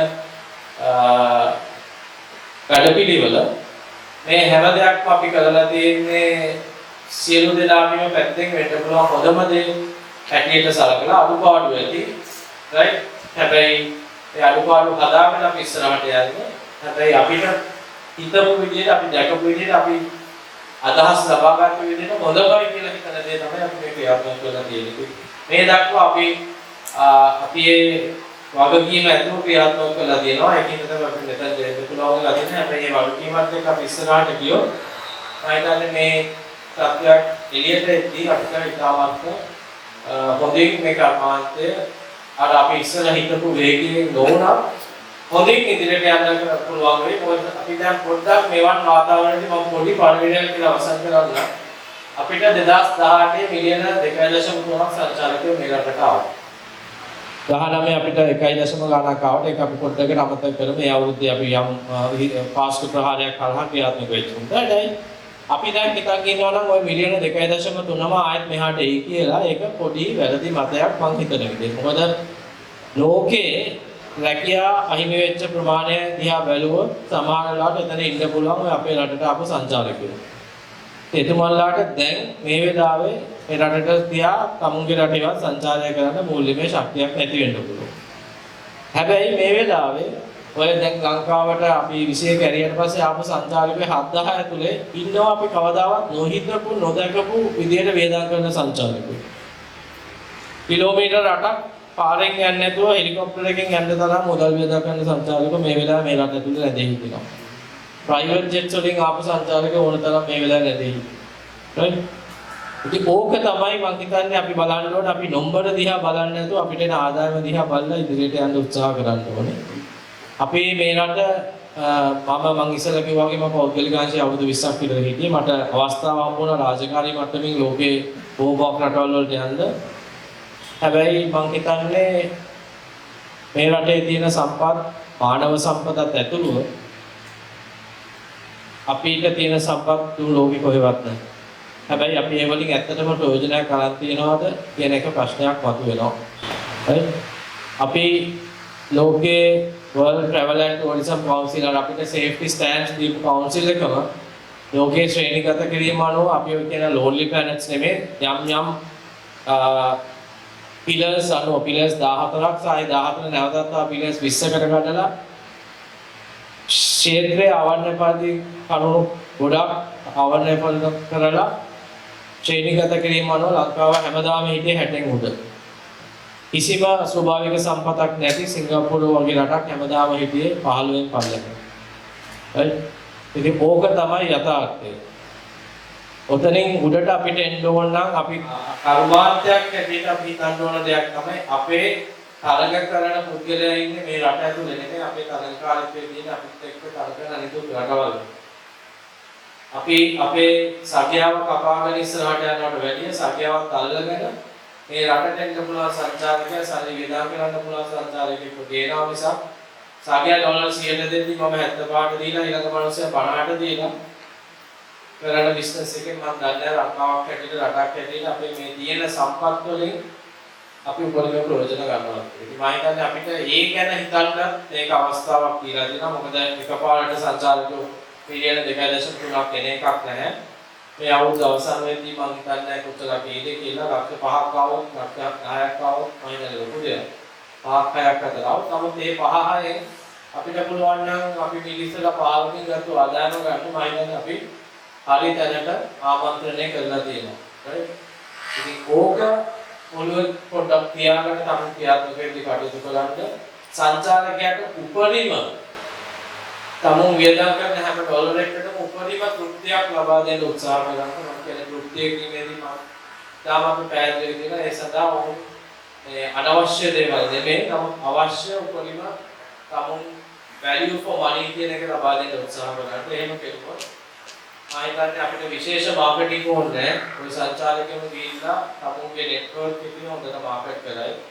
මම ඔය කිව්වා වගේ අපි විශේෂයෙන්ම අපෝ ඉතාමත්ම අධික ප්‍රයිවට් ජෙට්ස් වලින් ආපු සංචාරකයන්ට අපි ජෛව භූගෝල ඇතුලේ ගන්න පුළුවන් උපරිම ජෛව භූගෝල නොබිදෙන විදිහට ගන්න පුළුවන් උපරිම දේවල් අපි ලබා දීලා තියෙනවා. ඉතින් අපේම කර්මාන්තයේ සමාන පුද්ගලයෝ බොරු ප්‍රචාරات ඔයස්සේ අදිනවා. right? උදාහරණයක් ඇරෙන්නේ අපිට වාර්තා වුණා මේ කොයිද ආපු සංචාරකයේ හෝටලෙක පැය දෙකක් පරක් වෙලා ආවේ බලන් යද්දී එන ගමන් පාක් එකේ බහැලා පැය දෙකක් ඇවිදලා ඉවිලා කොහොමද එහෙම කරන්නේ ලොකු කාර්යයක් ඉතින් අවශ්‍යම බලන්න ඉතින් බලන් ඉන්න පුද්ගලයාට පේන දේ නෙමෙයි ඇත්ත தත්ත්වය. ඒ පුද්ගලයා මේ රටට ඇවිල්ලා තියෙන ඊට දවස් 4කට ඉස්සෙල්ලා එක ලෙවල් 1 හෝටලයක ඉඳලා අපෙන් අදාළ නිර්දේශයත් අරගෙන ඊට අතරතුරදී තමයි පාක් එකට ගිහලා දෙවෙනි හෝටලෙට ඇවිල්ලා තියෙන්නේ. ඉතින් බලන් ඉන්න මිනිහට පේන්නේ පැය දෙකක් පරක් කොහෙද ගියා පේන ගමන් පාක් එකෙන් මැස්සෙන්නේ කොහොම කතාවෙන් භාගයක් හොයාගෙන දැන් සමාජ මාධ්‍යයෙන් දාලා වොයිස් කට් දාලා අතන වටේට අරිනවා. මේවා නෙමෙයි අපි ඔයගලන් වැරදි දෙයක් ඇත්තටම වැරදි දෙයක් දැක්කොත් ඒක report කරන්න. හැබැයි බොරු දේවල් report කරනවා. මොකද ඕකත් අපි බොරු දේවල් පස්සේ යන්න ගියාම අපි හොයාගද්දී අපි සෑහෙන කාලයක් නාස්ති කරනවා. ඉතින් මම හිතන්නේ වගකීම කියලා මම බලාපොරොත්තු වෙන්නේ ඕකයි. ඔයගලන් ඔය වගකීමෙන් යුතුව ක්‍රියාත්මක කෙරුවොත් අපිට ඉස්සරහට යන්න පුළුවන්. මම මේ කෙටියෙන් පටන් ගත්ත මම සෑහෙන වෙලාවක් ගියා. මම හිතනවා මට ඔබතුමාලාට අවශ්‍ය කාරණා ටික බෙදා හදා ගන්න පුළුවන් වුණා. ඒ කියන්නේ හැබැයි මම අතින් කවර් වෙච්ච දෙයක් කියනවා නම් හරි පැහැදිලි කරගන්න ඕන දෙයක් කියනවා නම් මමත් ඉන්නවා දීපන් සර් ඉන්නවා. ඔයාලට අහන්න පුළුවන් අපි පැහැදිලි කරලා දෙන්න උත්සාහ කරනවා. දීපන් if I have missed out something you can just add on. Okay, go ahead.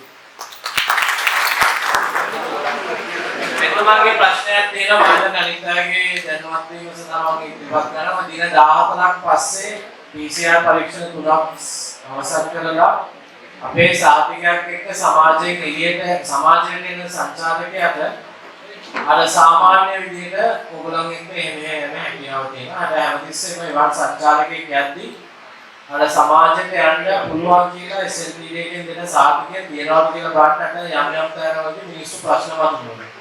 මොකද අර සිද්දෙක් දැක්කම කලබල වෙනවා මේ මිනිස්සයා මේ දින 14 විතරයි පැනලාද කියලා. ඔබතුමාට පුළුවන් වෙන්නේ තුමා අපස්ථායට පත් නොවෙන්න මේ කාර්යය කරගන්න. ඔබතුමාගේ ප්‍රශ්නේ වෙන්නේ උද්‍යමිකව තමුම කට්ටයක් කරලා මේ රටට එන්න බලාපොරොත්තු වෙන සංචාරකයෙක් ඉන්නවා නම් ඒ වගේ අවස්ථාවක් කොහොමද කල්පනාකරණය කරගන්නේ? ඉතින් මෙතනදී පැහැදිලි අර මම කිව්වා වගේ සෞඛ්‍ය අමාත්‍යාංශය කියලා තියෙන්නේ අපිට වගකීම ගන්න පුළුවන් ආයතනයක් වගේ. ඒකට අනිවාර්යයෙන් අපි මේ වගකීම දීලා තියෙන්නේ එක්ක හෝටලයක එක්ක ට්‍රැවල් ඒජන්ට්. එතකොට දැන් අපි හිතමු ඔබතුමාට කතා කරනවා මම ඉස්සෙල්ලා ඔබතුමාත් එක්ක නම් තෝරන් ගිහිල්ලා තියෙනවා ඔබතුමාට ඇවිල්ලා කියනවා දැන් මමත් ආසයි ලංකාවට එන්න කියලා. එතකොට ඉස්සෙල්ලාම ඔබතුමා මාත් එක්ක මේක කල්පනාකරණය කරලා ප්ලෑන් කරගන්නවා. මම කොහෙද ඉන්නේ? මොන හෝටලේද ඉන්නේ? අපේ ලිස්ට් එකේ තියෙන srilanka.travel කියන වෙබ්සයිට් එකට ගියොත් hello again කියලා තියෙනවා අයිකෝන් එකක්. ඔතනට ගියොත් සියලුම විස්තර තියෙනවා ඔබතුමාලා දැනගත යුතු මේ කර්මාන්තය ආරම්භ කිරීම. මේ වෙබ්සයිට් එකේ හැමතිස්සෙම බලාගෙන ඉන්නේ ඒකේ අපි හැමතිස්සෙම වියදම් මාතෘක සඳහා අදාළ ප්‍රදේශ විශේෂයෙන්ම අර ගයිඩ්ලයින් එකකින් අපි කෑලි කඩලා අරන් තියෙන හැමදෙනාගේ පාස්වර්ඩ් එතන for drivers and guides කියලා තියෙනවා සිංහලෙන් කියලා ඉංග්‍රීසියෙන් තියෙනවා. ඔක බලා ගන්න පුළුවන්. එතකොට ඔබතුමාට සිද්ධ වෙනවා දැන් අපි හිතමු මම ඉන්න කැමති X කියන හෝටලේ කියලා. right?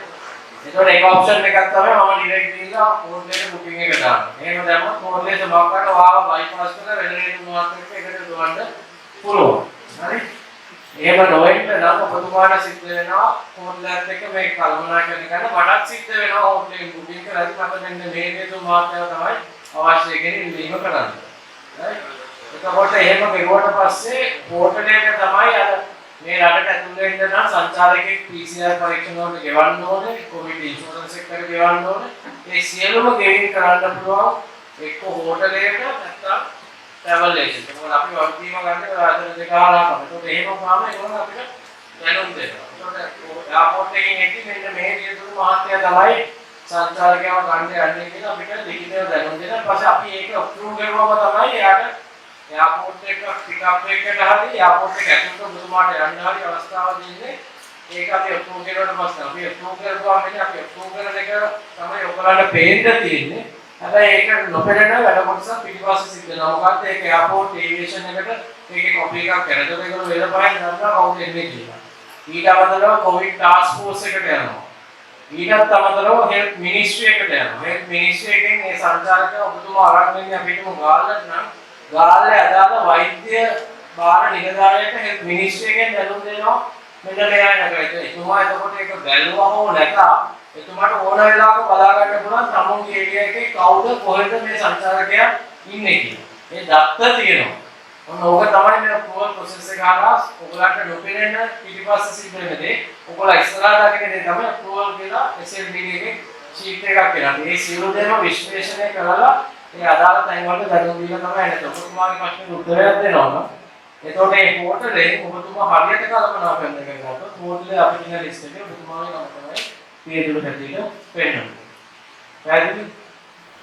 තව වැඩි විස්තර දැනගන්න ඕන නම් අපේ වෙබ්සයිට් එකෙන් දාලා තියෙනවා sites මොනවද ගන්න පුළුවන් කියන එකයි ඒ වෙලාවත් එක දාලා තියෙනවා මේ attraction sites කියන දැන් සර් කියපු වගේ දැන් අපේ ගයිඩ්ලයින් එකයි ගයිඩ්ලයින් එක සම්බන්ධ ඩොකියුමන්ට්ස් ඔක්කොම තියෙනවා අපේ වෙබ්සයිට් එකේ www.srilanka.travel කියන එකේ ඒකත් එක්ක දැන් එතන අපි මේ සර්ටිෆයිඩ් කරපු හොටල් ලිස්ට් එක තියෙනවා, ට්‍රැවල් ඒජන්ට් ලිස්ට් එක තියෙනවා, ටුවර් ගයිඩ් ලිස්ට් එක දැනට තියෙනවා.